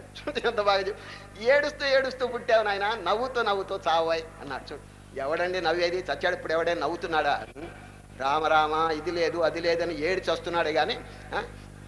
ఈ మధ్య జరిగిన విషయం చెప్తాను. ఒక పట్టణంలో ఒక వర్తకుడు ఉన్నాడండి. ఆ వర్తకుడు గారు లక్షాధికారి. లక్షలు ఎట్లా సంపాదించాడు తెలుసండి? ఇనప కొట్టుందండి, ఐరన్ షాప్. ఆ ఐరన్ షాప్ ద్వారా లాభాలు సంపాదించాడండి. ఆయనకి 3 కొడుకులండి. 3 పెద్దవారైనారో పెళ్లిళ్ళు చేశాడండి. 3కి వ్యాపారం నేర్పాడండి. ఆ కొట్టులో అంటే ఇనప కొట్టులో, ఇనప షాప్లో అంత వ్యాపారం నేర్పాడు. వాళ్ళు బాగా చేసుకుంటున్నారు. ఈయన ముసలివాడైపోయినాడు. ఆఖరికంటే ఒక వ్యాధి తగులుకుందండి. ఆ వ్యాధి సీరియస్గా వచ్చింది. పడక మీద పండుకున్నాడు. పెద్ద పెద్ద డాక్టర్లు వచ్చారు. ఆశ వదులుకున్నారండి. టెంపరేచర్ చాలా పెరిగిపోతున్నది, ఇంకా రేపో మాపో చచ్చేట్టుగా ఉన్నాడండి. అందరికీ టెలిగ్రాములు వైర్లు ఇవన్నీ ఇచ్చేశారండి. బంధువులు వీళ్ళంతా వచ్చేశారు. చుట్టూ కూర్చుని ఏడుస్తున్నారండి. ఆయనకి ఇంకా ప్రజ్ఞ పోలేదండి. ఊరికే కళ్ళు మూసుకున్నాడు. రేపో మాపో చావబోతాడు. ఆ టైంలో కళ్ళు మూసుకుని అడుగుతున్నాడండి. ఎవరు? ఈయన కళ్ళు మూసుకుని వర్తకుడు ముసలాయన. పెద్దబ్బాయి ఎక్కడున్నాడు? 3 కొడుకులు కదండి. పెద్దబ్బాయి ఎక్కడున్నాడు అని అక్కడ ఉన్న వాళ్ళని అడిగాడండి. ఇక్కడే నీ మంచం దగ్గర కూర్చుని ఏడుస్తున్నాడు అన్నారండి అక్కడ వాళ్ళు. నడిపివాడు ఎక్కడున్నాడు అంటే మధ్యవాడు ఎక్కడున్నాడు కొడుకు అని అడిగాడు. ఇక్కడే కూర్చుని ఏడుస్తున్నాడు అన్నాడు. చిన్నవాడు ఎక్కడున్నాడు? 3వ అని అడిగాడండి కళ్ళు మూసుకునే. ఇదిగో ఇక్కడే కూర్చుని ఏడుస్తున్నాడు, నువ్వు చస్తున్నావు అని చెప్పి ఏడుస్తున్నాడు అని. చా 3 ఇక్కడే ఏడవాలి, ఆ కొట్టు దగ్గర ఒకడు లేకుండా అన్నాడు.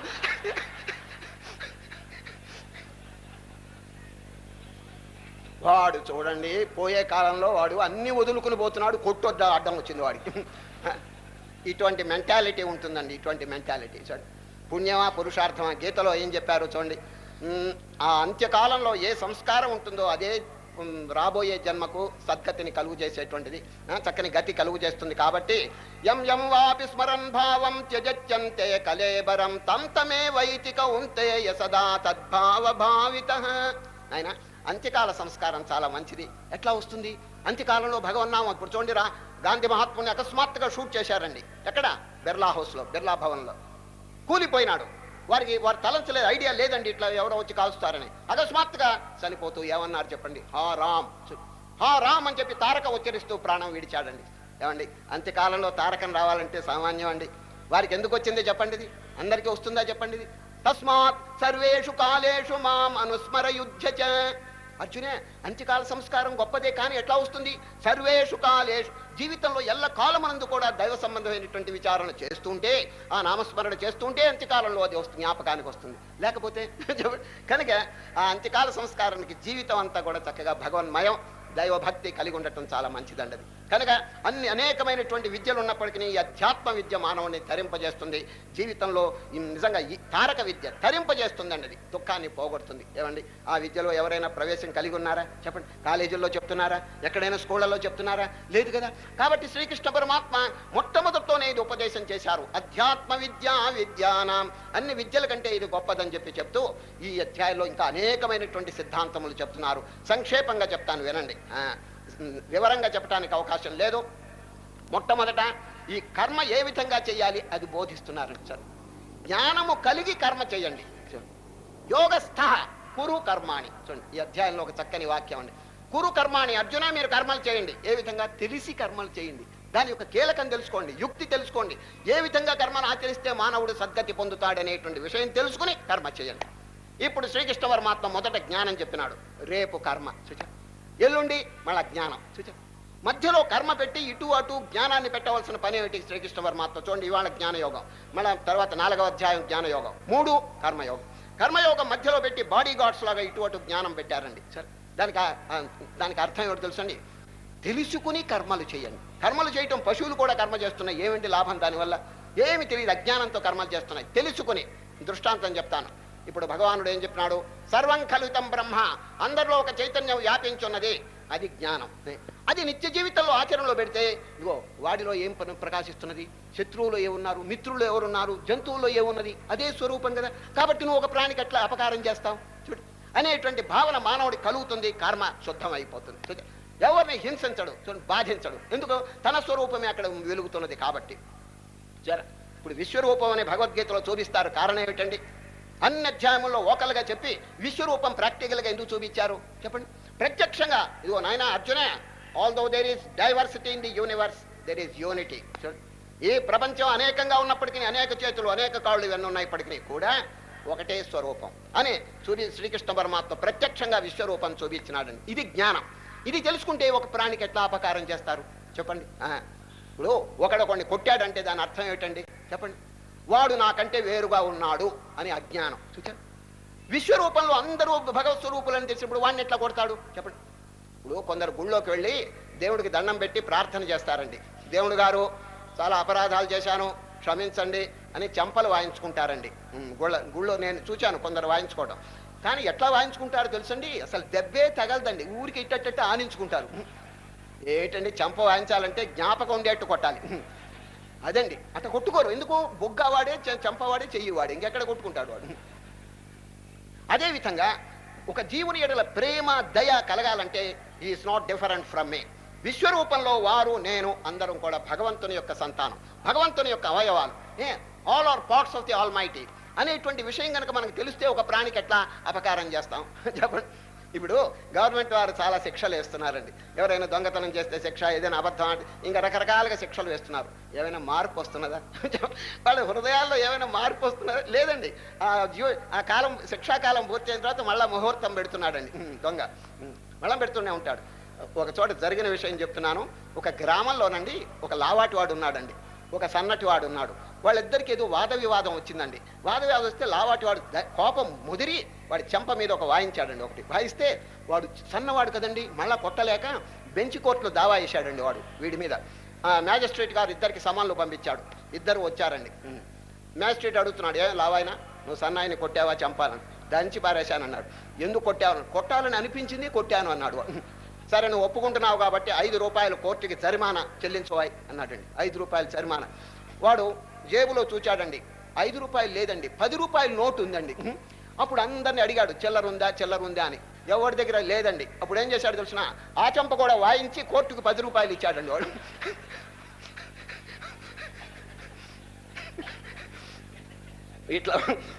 ఏమైనా మార్పు ఉన్నదా చెప్పండి, దంచి కొట్టాడండి మళ్ళీ. హృదయం మారటం లేదండి. కనుక ఇటువంటి నైతికమైనటువంటి బోధల చేత తప్పకుండా మార్పు వస్తుందండి. అది ఎందుకు, వీరు వారు దేవతలు రాక్షసులు సమస్త ప్రాణికోట్లు కూడా ఒకే, ఇది జ్ఞానం. ఒకే స్వరూపం అని తెలిస్తే దయ, కరుణ, పరోపకారం, అహింస ఇవన్నీ తాండవిస్తుంటాయి. ఈ ధర్మాలు ఎంత బోధించినా కూడా మానవుడికి వంట పట్టవండి. ఎప్పుడు ఈ జ్ఞానం తెలుసుకుంటాడో, జ్ఞానం అంటే ఏమిటి, సర్వం కల్వితం బ్రహ్మ నేహనా నాస్తి కించన, ఇక్కడ అనేకత్వం లేదు ఏకత్వం ఏమున్నది అనేటువంటి భావం బోధ గనకుంటే, దీని పేరే తారక విద్య, అధ్యాత్మ విద్య గనక తెలుసుకుంటే ఇక జీవితం అంతా మారిపోతుంది, కర్మ శుద్ధం అయిపోతుంది. చూడండి, యోగస్థ కురు కర్మాణి అంటాడు ఈ అధ్యాయంలో. అయినా అర్జున, యోగం అంటే ఈ ఆత్మజ్ఞానం తెలుసుకునే కర్మ చేయి. జనకుడు ఆ విధంగా చేశాడండి. జనక మహారాజు ఏమండి, మొదట్లో వారికి తెలియదు, సామాన్యమైన రాజు, చక్కగా ఆత్మవిద్యను అష్టావక్రుడు, యాజ్ఞవల్కుడు మొదలైనటువంటి గురువుల దగ్గర నేర్చుకున్నాడండి. ఎవరు, జనక మహారాజు.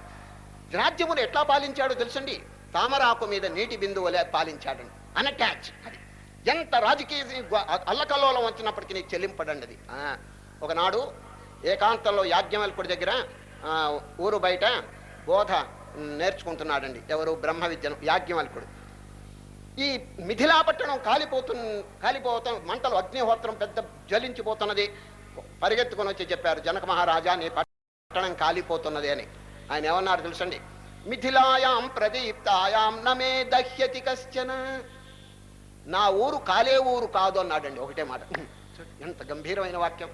మిథిలాపట్టణం కాలి, చూడండి ఆయన సొంత ఊరు కదా, అంత వాళ్ళ బంధువులంతా ఉన్నారు కదా, కాలిపోతుంటే ఏ మాత్రం చెలింపలేదండి అది. మిథిలాయాం ప్రదీప్తాయాం నమే దహ్యతి కశ్చన, నాకే విధమైనటువంటి చంచలత్వం లేదు, నాకు దిగులు లేదని చెప్పి ధైర్యంగా చెప్పేస్తున్నాడు. ఇంత జ్ఞానం ఎక్కడి నుంచి వచ్చింది, ఆత్మవిద్య. బ్రహ్మ విద్య తెలుసుకున్నాడు. ప్రపంచంలో ఆత్మని ఎవరు కూడా చంపలేరు, దాన్ని ఛేదించలేరు అనేటువంటి విజ్ఞానము వారికి ఉన్నది కాబట్టి రాజ్యమును చక్కగా పాలించి నేటికి కూడా వారి ప్రాతస్మరణీయుడిగా వెలసెల్లుతున్నాడని. చూడండి, భగవద్గీతలో వారి పేరు వచ్చిందండి, రేపు వస్తుంది. చూడండి, కర్మణైవ సంసిద్ధిమాస్థిత జనకాదయ, జనకుడు మొదలైనటువంటి వారు ఎట్లా రాజ్యమును పొద్దున్న లేస్తే ఇది లేదు అది లేదు, వరీస్, యాంగ్జైటీస్, దీంతో పడి సతమతం అయిపోతున్నారండి. సార్, దీని నివారణ ఉపాయం ఏంటండి, ఇదంతా ఎందుకు వచ్చింది, what is the cause of fear, అది what is the cause of worry, దుఃఖానికి కారణం ఏమిటని చెప్పి పెద్దలు యోచన చేశారండి. సరే, ఇప్పుడు ఏదైనా రోగం వస్తే మందు ఇవ్వటం అనేది సహజం కదండి, కదండి. పెద్దలైనటువంటి వారు మందు ఇవ్వటం మంచిదైనప్పటికీ what is the cause of the disease, చూడండి, అర్థమైందండి.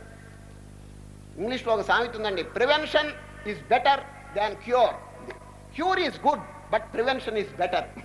అయ్యా, రోగం వస్తే నయం చేయటం మంచిదే, కానీ తెలివిగలవాడు అసలు రోగం ఎందుకు వచ్చింది, what is the cause of disease, దాన్ని తొలగించుకోవడానికి ప్రయత్నం. ఇప్పుడు కలరా వస్తే అన్ని టీకాలు వేస్తున్నారు, మంచిదే, అసలు కలరా ఎందుకు వచ్చింది అది పెద్దలైన వారు ఆలోచిస్తారండి. ఇదిగో దోమల వల్ల కలరా వచ్చింది, అందుచేత ఈ మురికి గుంటలు ఇవన్నీ లేకుండా చేస్తుంటారు. చూచారు, అదేవిధంగా మానవుడు దుఃఖపడుతున్నాడు. ఈ దుఃఖం పోవటానికి అనేక మంది అనేక ఉపాయములు. ఇప్పుడు ఆకలి అయితే వాడికి అన్నం పెడుతున్నారు, దాహం అయితే నీళ్లు పోస్తున్నారు, ఇంకా ఈ చిన్న చిన్న దుఃఖాలన్నీ పోతున్నాయండి. కానీ అసలు పుట్టటం చావటం అనే దుఃఖం ఎట్లా పోగొడతారు చెప్పండి.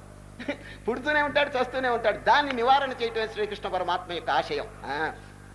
దీని పేరే జన్మరాహిత్యం.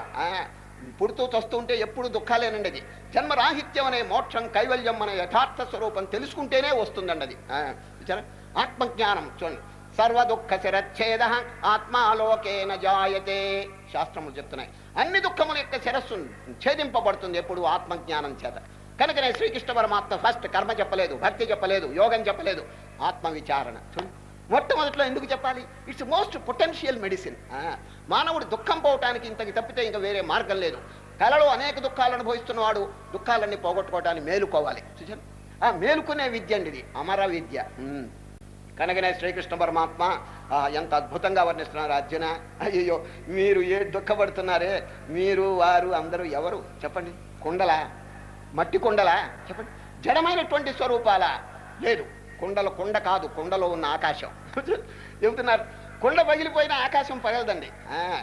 అటువంటి దృష్టాంతములు చక్కగా చెప్తున్నారు. నాయనా, మీరు కేవలం జడమైనటువంటి ఒక శరీరం అనేటువంటి కుండ కాదు, ఈ కుండ లోపల సచ్చిదానందం. చూడండి, అదేమిటిది, పుట్టదు, చావదు.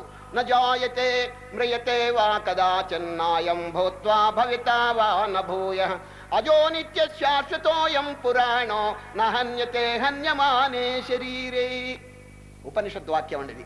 కనుకనే భగవద్గీతకి ఉపనిషత్ సారం అని చెప్పి పేరుందండి అది. సంకల్పంలో చూడండి, ఓం ఇది శ్రీమద్ భగవద్గీతాసు ఉపనిషత్సు బ్రహ్మ విద్యాయాం. ఉపనిషత్తు వాక్యం అండి ఇది. ఏది? నజాయితే, మానవుడు పుట్టేవాడు కాదు, చచ్చేవాడు కాదు, ఆత్మ అనేది శాశ్వతం. ఇది కనుక తెలుసుకుంటే ఎంత ధైర్యం వస్తుందండి మానవుడికి. ఇతరమైన మీరు ఎన్నైనా బోధ చేయండి, ఇంత ఈ బ్రహ్మ విద్యలో అంత అద్భుతమైనటువంటి కెపాసిటీ ఉన్నదండి అది. సరే, కనుక ఇది అన్ని విద్యల కంటే రాజు అని చెప్పి పెద్దలు చెప్తుంటారు. ఇది అధ్యాత్మ విద్యానాం. ఈ బ్రహ్మ విద్య వల్ల ఏమవుతుందో తెలుసండి, దుఃఖరాహిత్యం కంప్లీట్గా జరుగుతుంది మానవుడికి. ఇంకా ఈ జీవితం అంటే ఎంత హ్యాపీనెస్ అప్పుడు తెలుస్తుందండి అది. లేకపోతే ఈ మనస్సుకు లోబడి, ఈ దృశ్యానికి లోబడి, ఈ సెన్షువల్ ప్లెజర్స్ ఇదే పెద్ద నాగరికత అని చెప్పి ఎగిరెగిరి పడుతున్నారే. ఏమండి, ఈ భోగములు అనుభవించడమే నాగరికత అండి.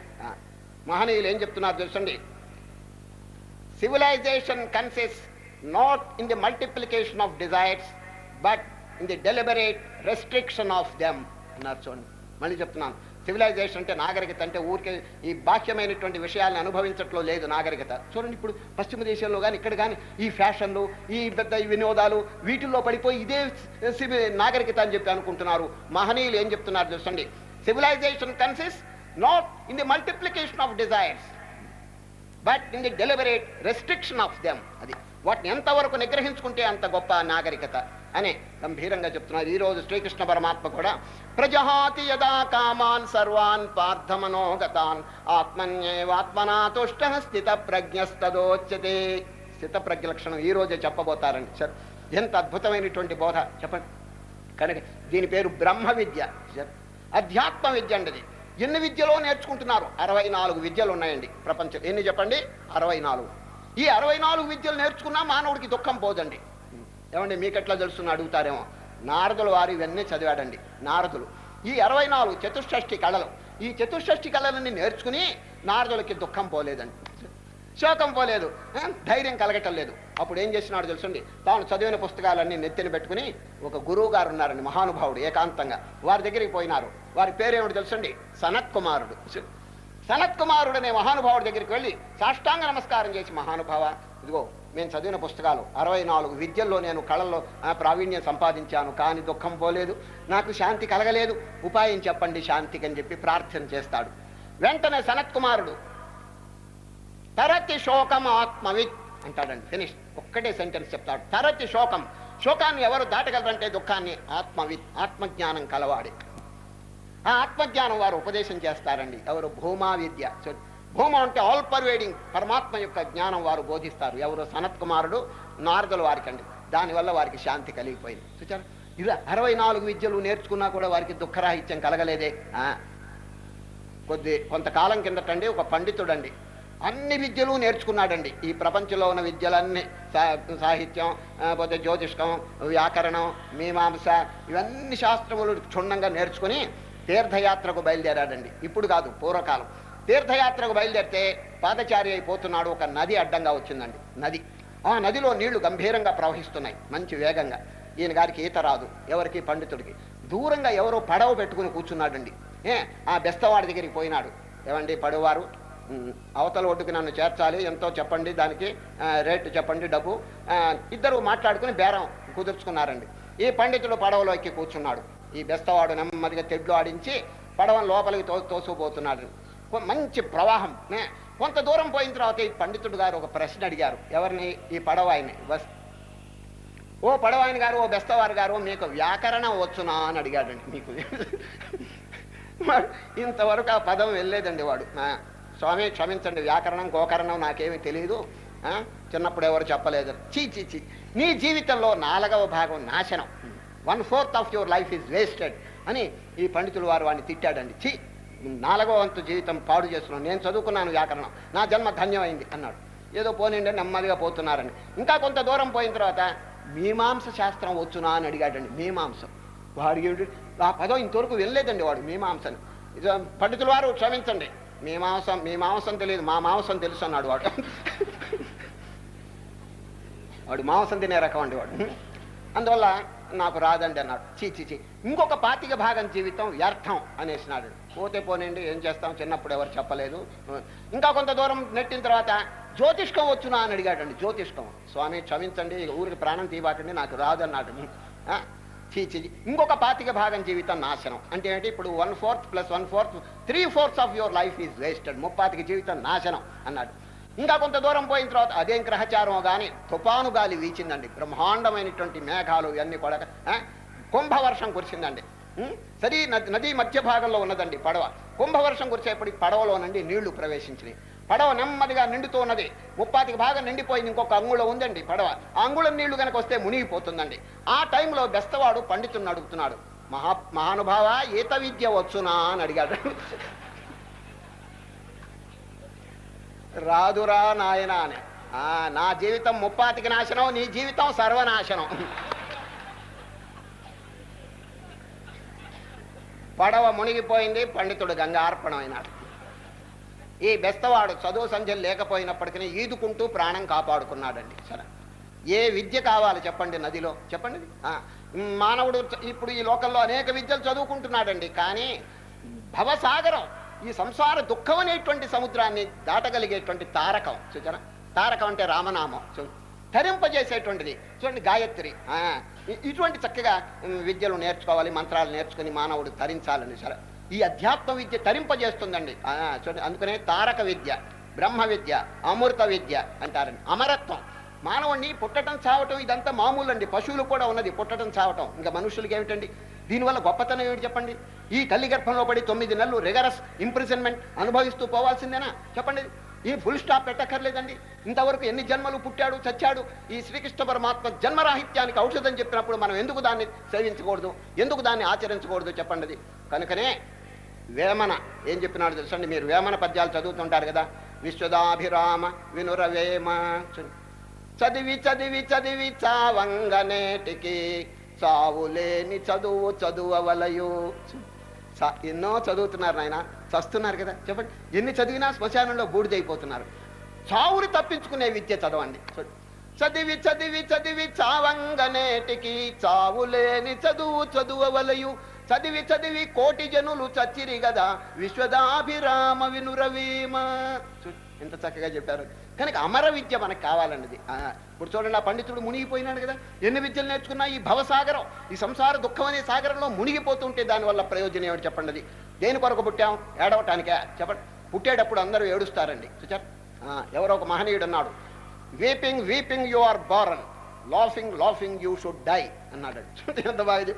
ఏడుస్తూ ఏడుస్తూ పుట్టావు నాయన, నవ్వుతూ నవ్వుతూ చావాయి అన్నాడు. చూడు, ఎవడండి నవ్వేది? చచ్చాడు ఇప్పుడు ఎవడైనా నవ్వుతున్నాడా? రామరామ ఇది లేదు అది లేదని ఏడు చస్తున్నాడే కానీ. ఈ మధ్య జరిగిన విషయం చెప్తాను. ఒక పట్టణంలో ఒక వర్తకుడు ఉన్నాడండి. ఆ వర్తకుడు గారు లక్షాధికారి.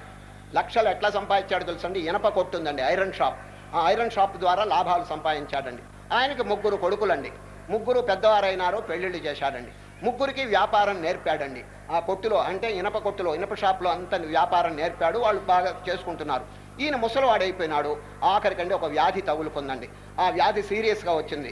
పడక మీద పండుకున్నాడు. పెద్ద పెద్ద డాక్టర్లు వచ్చారు, ఆశ వదులుకున్నారండి. టెంపరేచర్ చాలా పెరిగిపోతున్నది, ఇంకా రేపో మాపో చచ్చేట్టుగా ఉన్నాడండి. అందరికీ టెలిగ్రాములు వైర్లు ఇవన్నీ ఇచ్చేశారండి. బంధువులు వీళ్ళంతా వచ్చేశారు, చుట్టూ కూర్చుని ఏడుస్తున్నారండి. ఆయనకి ఇంకా ప్రజ్ఞ పోలేదండి. ఊరికే కళ్ళు మూసుకున్నాడు, రేపో మాపో చావబోతాడు. ఆ టైంలో కళ్ళు మూసుకుని అడుగుతున్నాడండి. ఎవరు? ఈయన కళ్ళు మూసుకుని వర్తకుడు ముసలాయన. పెద్దబ్బాయి ఎక్కడున్నాడు? 3 కొడుకులు కదండి. పెద్దబ్బాయి ఎక్కడున్నాడు అని అక్కడ ఉన్న వాళ్ళని అడిగాడండి. ఇక్కడే నీ మంచం దగ్గర కూర్చుని ఏడుస్తున్నాడు అన్నారండి అక్కడ వాళ్ళు. నడిపివాడు ఎక్కడున్నాడు అంటే మధ్యవాడు ఎక్కడున్నాడు కొడుకు అని అడిగాడు. ఇక్కడే కూర్చుని ఏడుస్తున్నాడు అన్న. చిన్నవాడు ఎక్కడున్నాడు? 3వవాడు అని అడిగాడండి కళ్ళు మూసుకునే. ఇదిగో ఇక్కడే కూర్చుని ఏడుస్తున్నాడు, నువ్వు చస్తున్నావు అని చెప్పి ఏడుస్తున్నాడు అని. చా చా చా చా 3 ఇక్కడే ఏడవాలి, ఆ కొట్టు దగ్గర ఒకడు లేకుండా అన్నాడు.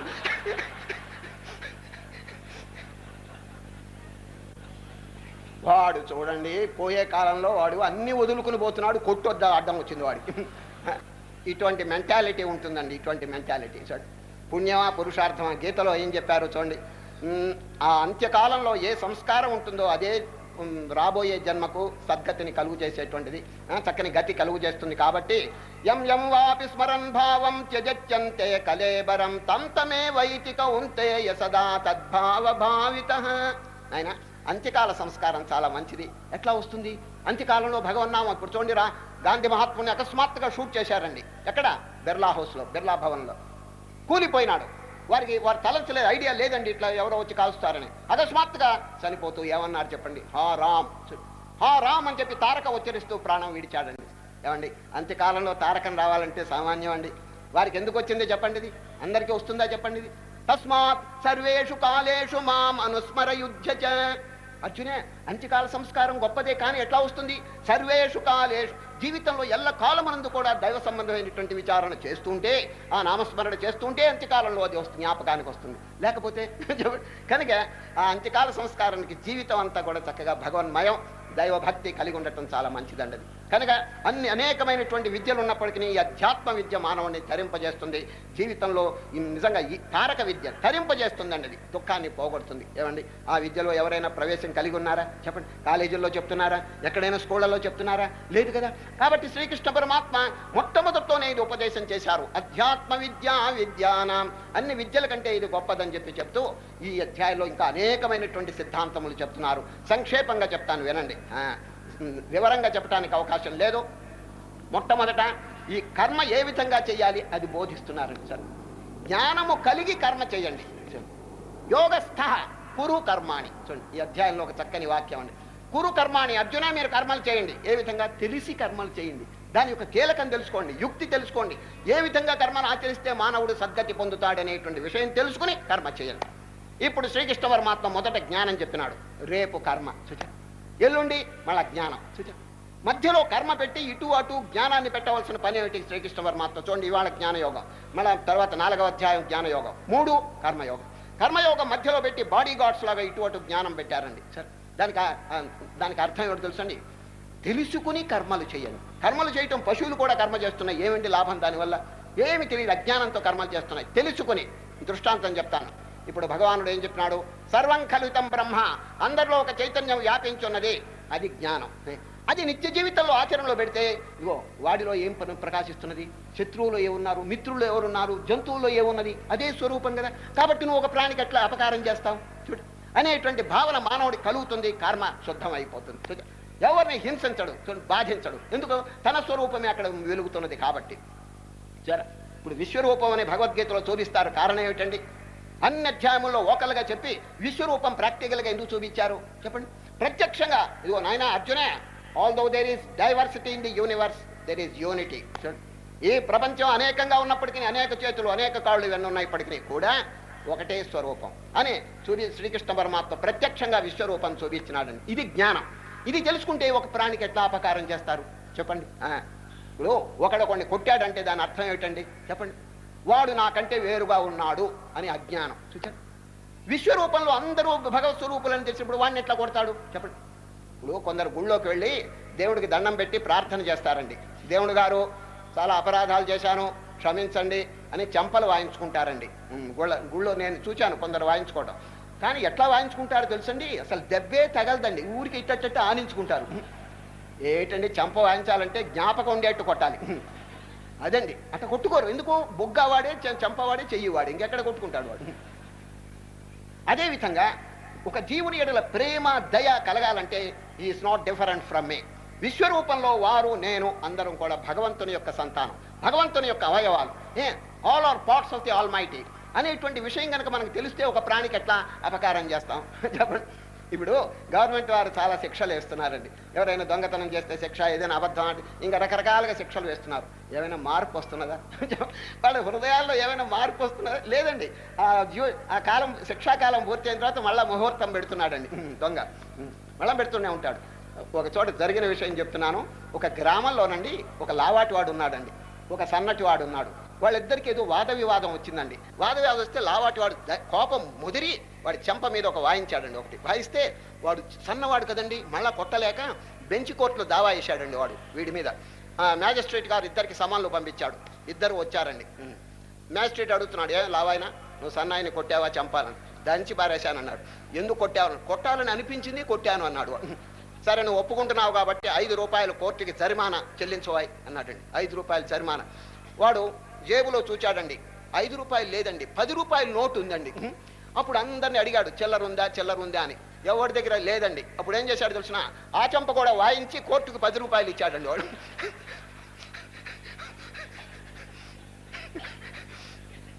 ఇట్లా ఏమైనా మార్పు ఉన్నదా చెప్పండి, దంచి కొట్టాడండి మళ్ళీ. హృదయం మారటం లేదండి. కనుక ఇటువంటి నైతికమైనటువంటి బోధల చేత తప్పకుండా మార్పు వస్తుందండి. అది ఎందుకు, వీరు వారు దేవతలు రాక్షసులు సమస్త ప్రాణికోట్లు కూడా ఒకే, ఇది జ్ఞానం. ఒకే స్వరూపం అని తెలిస్తే దయ, కరుణ, పరోపకారం, అహింస ఇవన్నీ తాండవిస్తుంటాయి. ఈ ధర్మాలు ఎంత బోధించినా కూడా మానవుడికి వంట పట్టవండి. ఎప్పుడు ఈ జ్ఞానం తెలుసుకుంటాడో, జ్ఞానం అంటే ఏంటి, సర్వం కల్వితం బ్రహ్మ నేహనా నాస్తి కించన, ఇక్కడ అనేకత్వం లేదు ఏకత్వం ఏమున్నది అనేటువంటి భావం బోధ గనకుంటే, దీని పేరే తారక విద్య, అధ్యాత్మ విద్య గనక తెలుసుకుంటే ఇక జీవితం అంతా మారిపోతుంది, కర్మ శుద్ధం అయిపోతుంది. చూడండి, యోగస్థ కురు కర్మాణి అంటాడు ఈ అధ్యాయంలో. నాయన అర్జున, యోగం అంటే ఈ ఆత్మజ్ఞానం తెలుసుకుని కర్మ చేయి. జనకుడు ఆ విధంగా చేశాడండి. జనక మహారాజు ఏమండి, మొదట్లో వారికి తెలియదు, సామాన్యమైన రాజు, చక్కగా ఆత్మవిద్యను అష్టావక్రుడు, యాజ్ఞవల్కుడు మొదలైనటువంటి గురువుల దగ్గర నేర్చుకున్నాడండి. ఎవరు, జనక మహారాజు. రాజ్యమును ఎట్లా పాలించాడో తెలుసండి, తామరాకు మీద నీటి బిందువులే పాలించాడండి, అన్అటాచ్. అది ఎంత రాజకీయ అల్లకల్లోలం వచ్చినప్పటికీ చెల్లింపడండి అది. ఒకనాడు ఏకాంతంలో యాజ్ఞవల్కుడి దగ్గర ఊరు బయట బోధ నేర్చుకుంటున్నాడండి. ఎవరు, బ్రహ్మ విద్యను యాజ్ఞవల్కుడు. ఈ మిథిలాపట్టణం కాలిపోతాం మంటలు, అగ్నిహోత్రం పెద్ద జ్వలించిపోతున్నది. పరిగెత్తుకొని వచ్చి చెప్పారు, జనక మహారాజా నీ పట్టణం కాలిపోతున్నది అని. ఆయన ఏమన్నారు తెలుసండి, మిథిలాయాం ప్రదీప్తాయాం నమే దహ్యతి కశ్చన, నా ఊరు కాలే ఊరు కాదు అన్నాడండి, ఒకటే మాట. ఎంత గంభీరమైన వాక్యం. మిథిలాపట్టణం కాలి, చూడండి ఆయన సొంత ఊరు కదా, అంత వాళ్ళ బంధువులంతా ఉన్నారు కదా, కాలిపోతుంటే ఏ మాత్రం చెలింపలేదండి అది. మిథిలాయాం ప్రదీప్తాయాం నమే దహ్యతి కశ్చన, నాకే విధమైనటువంటి చంచలత్వం లేదు, నాకు దిగులు లేదని చెప్పి ధైర్యంగా చెప్పేసినాడు. ఇంత జ్ఞానం ఎక్కడి నుంచి వచ్చింది, ఆత్మవిద్య. బ్రహ్మ విద్య తెలుసుకున్నాడు. ప్రపంచంలో ఆత్మని ఎవరు కూడా చంపలేరు, దాన్ని ఛేదించలేరు అనేటువంటి విజ్ఞానము వారికి ఉన్నది కాబట్టి రాజ్యమును చక్కగా పాలించి నేటికి కూడా వారి ప్రాతస్మరణీయుడిగా వెలసెల్లుతున్నాడండి. చూడండి, భగవద్గీతలో వారి పేరు వచ్చిందండి, రేపు వస్తుంది. చూడండి, కర్మణైవ సంసిద్ధిమాస్థిత జనకాదయ, జనకుడు మొదలైనటువంటి వారు ఎట్లా రాజ్యమును పరిపాలించారు అర్జున, ఆ విధంగానే మీరు కర్మరంగంలో ప్రవేశించండి. మహాత్యంలో వారి పేరున్నది. ఇదంతా ఎందుకు వచ్చింది చెప్పండి, వారి యొక్క అమోఘమైనటువంటి ఆచరణ, పవిత్రమైనటువంటి సిద్ధాంతం. ఆ సిద్ధాంతం ఎట్లా వచ్చింది, ఆత్మజ్ఞానం వల్ల. కనుక ఈరోజు శ్రీకృష్ణ పరమాత్మ అద్భుతమైనటువంటి యోగం, ఈ ఆత్మ విద్యను ఉపదేశం చేస్తూ ఇప్పుడు మనస్సును అరికట్టేటువంటి పద్ధతి చెప్తున్నాడండి.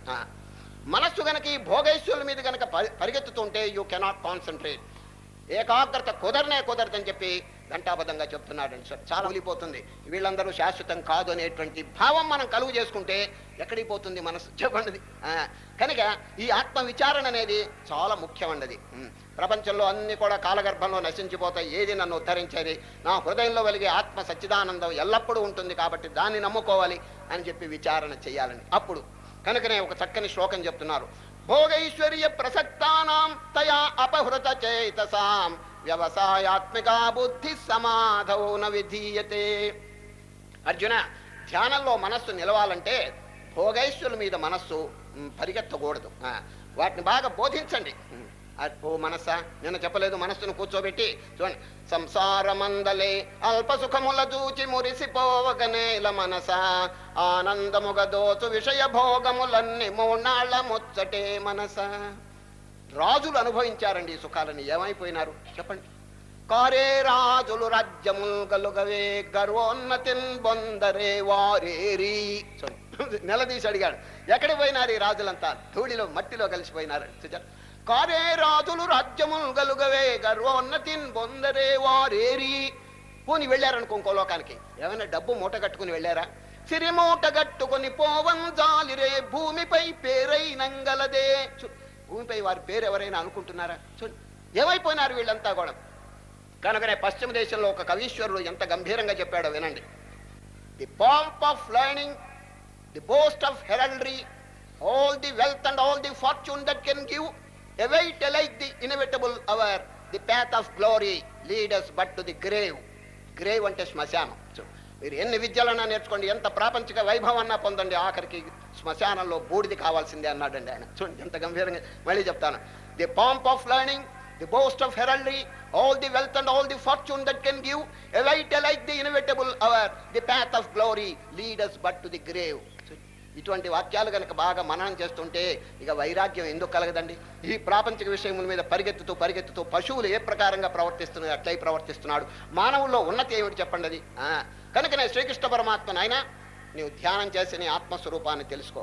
ధ్యానంలో మనస్సు నిలవాలంటే ఇటు పరిగెత్తకూడదు, పరిగెత్తకుండా ఉండాలంటే వైరాగ్యం బోధించు దాన్ని. ఈ ప్రాపంచిక వస్తువులు మూన్నాళ్ళ ముచ్చటని బోధించండి.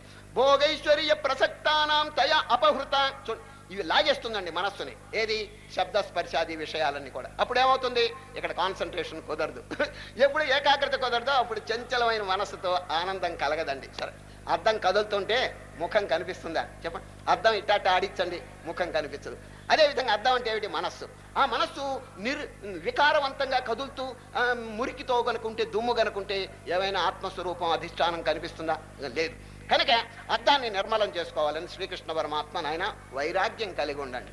ప్రాపంచిక వస్తువులు మిమ్మల్ని కడతీర్చలేవు.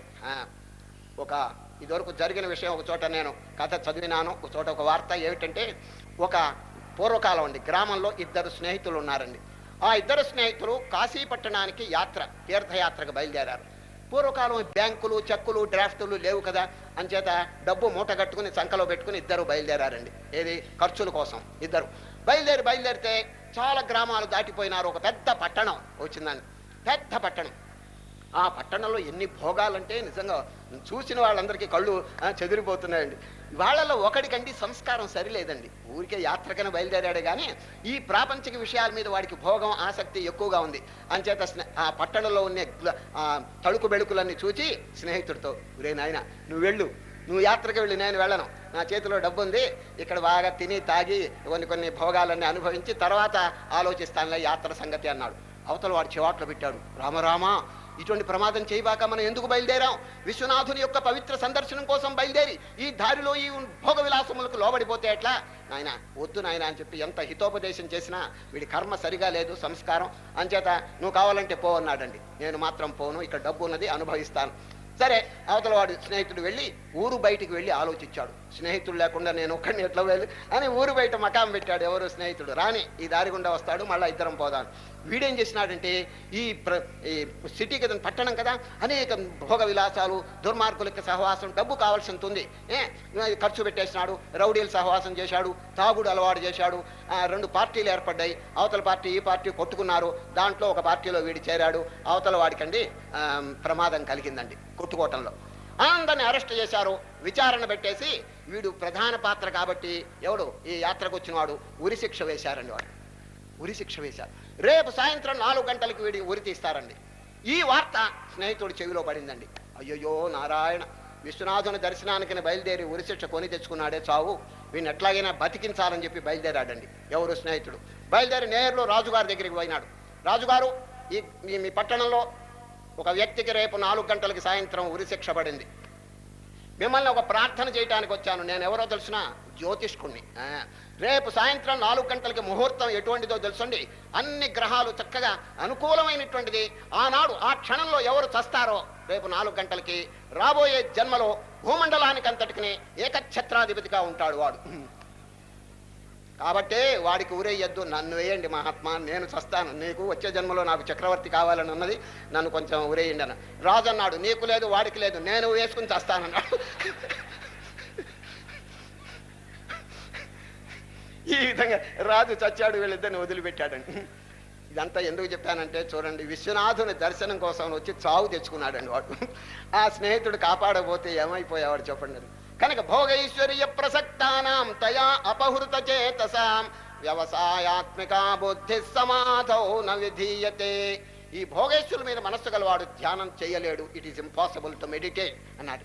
ఇప్పుడు అర్జునుడు గారు ఒక ప్రశ్న అడుగుతారు, కృష్ణ ఆహా ఎంత అద్భుతమైనటువంటి జ్ఞానబోధ చేస్తున్నారు, చాలా బాగుంది, కానీ ఇటువంటి జ్ఞానం గలవాడి యొక్క లక్షణాలు ఏమిటో కొంచెం చెప్పండి. వాడు ఏ విధంగా మాట్లాడతాడు, ఏ విధంగా వ్యవహారం చేస్తాడు, ఏ విధంగా నడుస్తాడు, కొంచెం చెప్పండి నాకు. ఎందుకంటే ఏదో కొంచెం వేషాలు వేసుకునే వాళ్ళు కొందరు ఉంటారు కదా, నేను గొప్ప జ్ఞానిని అంటే నేను ఎట్లా తెలుసుకునేది? What is the test, what is the criterion of a realised person? ఇదండి అర్జున్ యొక్క ప్రశ్న. స్థిత ప్రజ్ఞస్య కా భాష సమాధిస్తస్య కేశవ స్థితదీ కిం ప్రభాషేత కిమాసీత వ్రజేత కిం. మహానుభావ, ఆత్మజ్ఞానం కలిగిన వాడి యొక్క లక్షణం ఎట్లా ఉంటుందో దయచేసి చెప్పండి అన్నాడు. ఇది చాలా అవసరం అండి. ఎందుకంటే బోగస్, అక్కడక్కడ బోగస్ అంటే కేవలం కల్పితమైనటువంటి వాళ్ళు ఉన్నారండి. ఇది వాళ్ళకి అనుభూతి లేదు, ఏం లేదు, ఒట్టి వేషాలు. రుద్రాక్షమాలు వేస్తారు, ఏమో రకరకాలుగా ఎట్లా టెస్ట్ అండి? ఏ మార్గముల ఉపాయముల ద్వారా మనం కనిపెట్టగలమని అర్జునుడి యొక్క ప్రశ్న. చూడండి, వెంటనే 18 శ్లోకాలు చెప్తారండి. అద్భుతమైనటువంటి 18 శ్లోకాలు. గాంధీ మహాత్ముడు ఎప్పుడు ఈ 18 శ్లోకాలు పఠిస్తూ ఉంటాడండి. మీకట్టా తెలుసుని అడుగుతారేమో. మేము చిన్నప్పుడు కాశీలో చదువుకునేటప్పుడు గాంధీ అక్కడ మా స్కూల్లోనండి, మా విద్యాపీఠం ఉంది దాని పేరు. అక్కడ AICC conference, all India Congress committee, దానికి అప్పుడు గాంధీ గారు, పటేల్ వీళ్ళందరూ వచ్చారండి. మేము వారి యొక్క జీవితం చక్కగా పరిశీలించినామండి పక్క నుండి. గాంధీ గారు పొద్దున్నే 4:30 లేస్తారండి. లైట్లన్నీ ఆఫ్ చేస్తారు, బ్యాటరీ లైట్ ఒక ఆయన వేసుకుంటాడు, స్థితప్రజ్ఞ లక్షణం 18 శ్లోకాలు చదువుతారండి. ఆశ్చర్యం, ఏంటి భగవద్గీతలో 700 శ్లోకాలు ఉంటే ఈ 18 ఎందుకు చదవాలి? దాంట్లో అంత అద్భుతమైనటువంటి సారం ఉందండి. అది అన్నిటికీ చెప్పడానికి ఇప్పుడు సమయం లేదు, సంక్షేపంగా చెప్తానండి. కృష్ణుడు చెప్తున్నాడు, ఎవరు స్థితప్రజ్ఞుడు అంటే కోరికలు చూడు పూర్తిగా తొలగిపోతాయి. చూడు, ఇది పొందాలి, అది పొందాలి, ఇది అనుభవించాలి, ఇది అనుభవించాలి, ఎందుకు ఉంటుంది? అన్ని కోరికల యొక్క ఉద్దేశం ఏమిటి చెప్పండి? ఆనందం కదా. ఆ ఆనందానికి లోటు లేదు కదా వీడికి. బ్రహ్మానందం ఎక్కడుందో అన్ని ఆనందములు కూడా దాంట్లోనే ఉన్నాయండి. ఇంకా మీరు చిల్లర ఆనందం కోసం ఎందుకు పరిగెత్తుతాడు వాడు చెప్పండి. కనుకనే ప్రజహాతి యదా కామాన్ సర్వాన్ పార్థ మనోగతాన్ ఆత్మనా తుష్ట స్థిత ప్రజ్ఞస్తదోచ్యతే. కోరికల మీద మనస్సు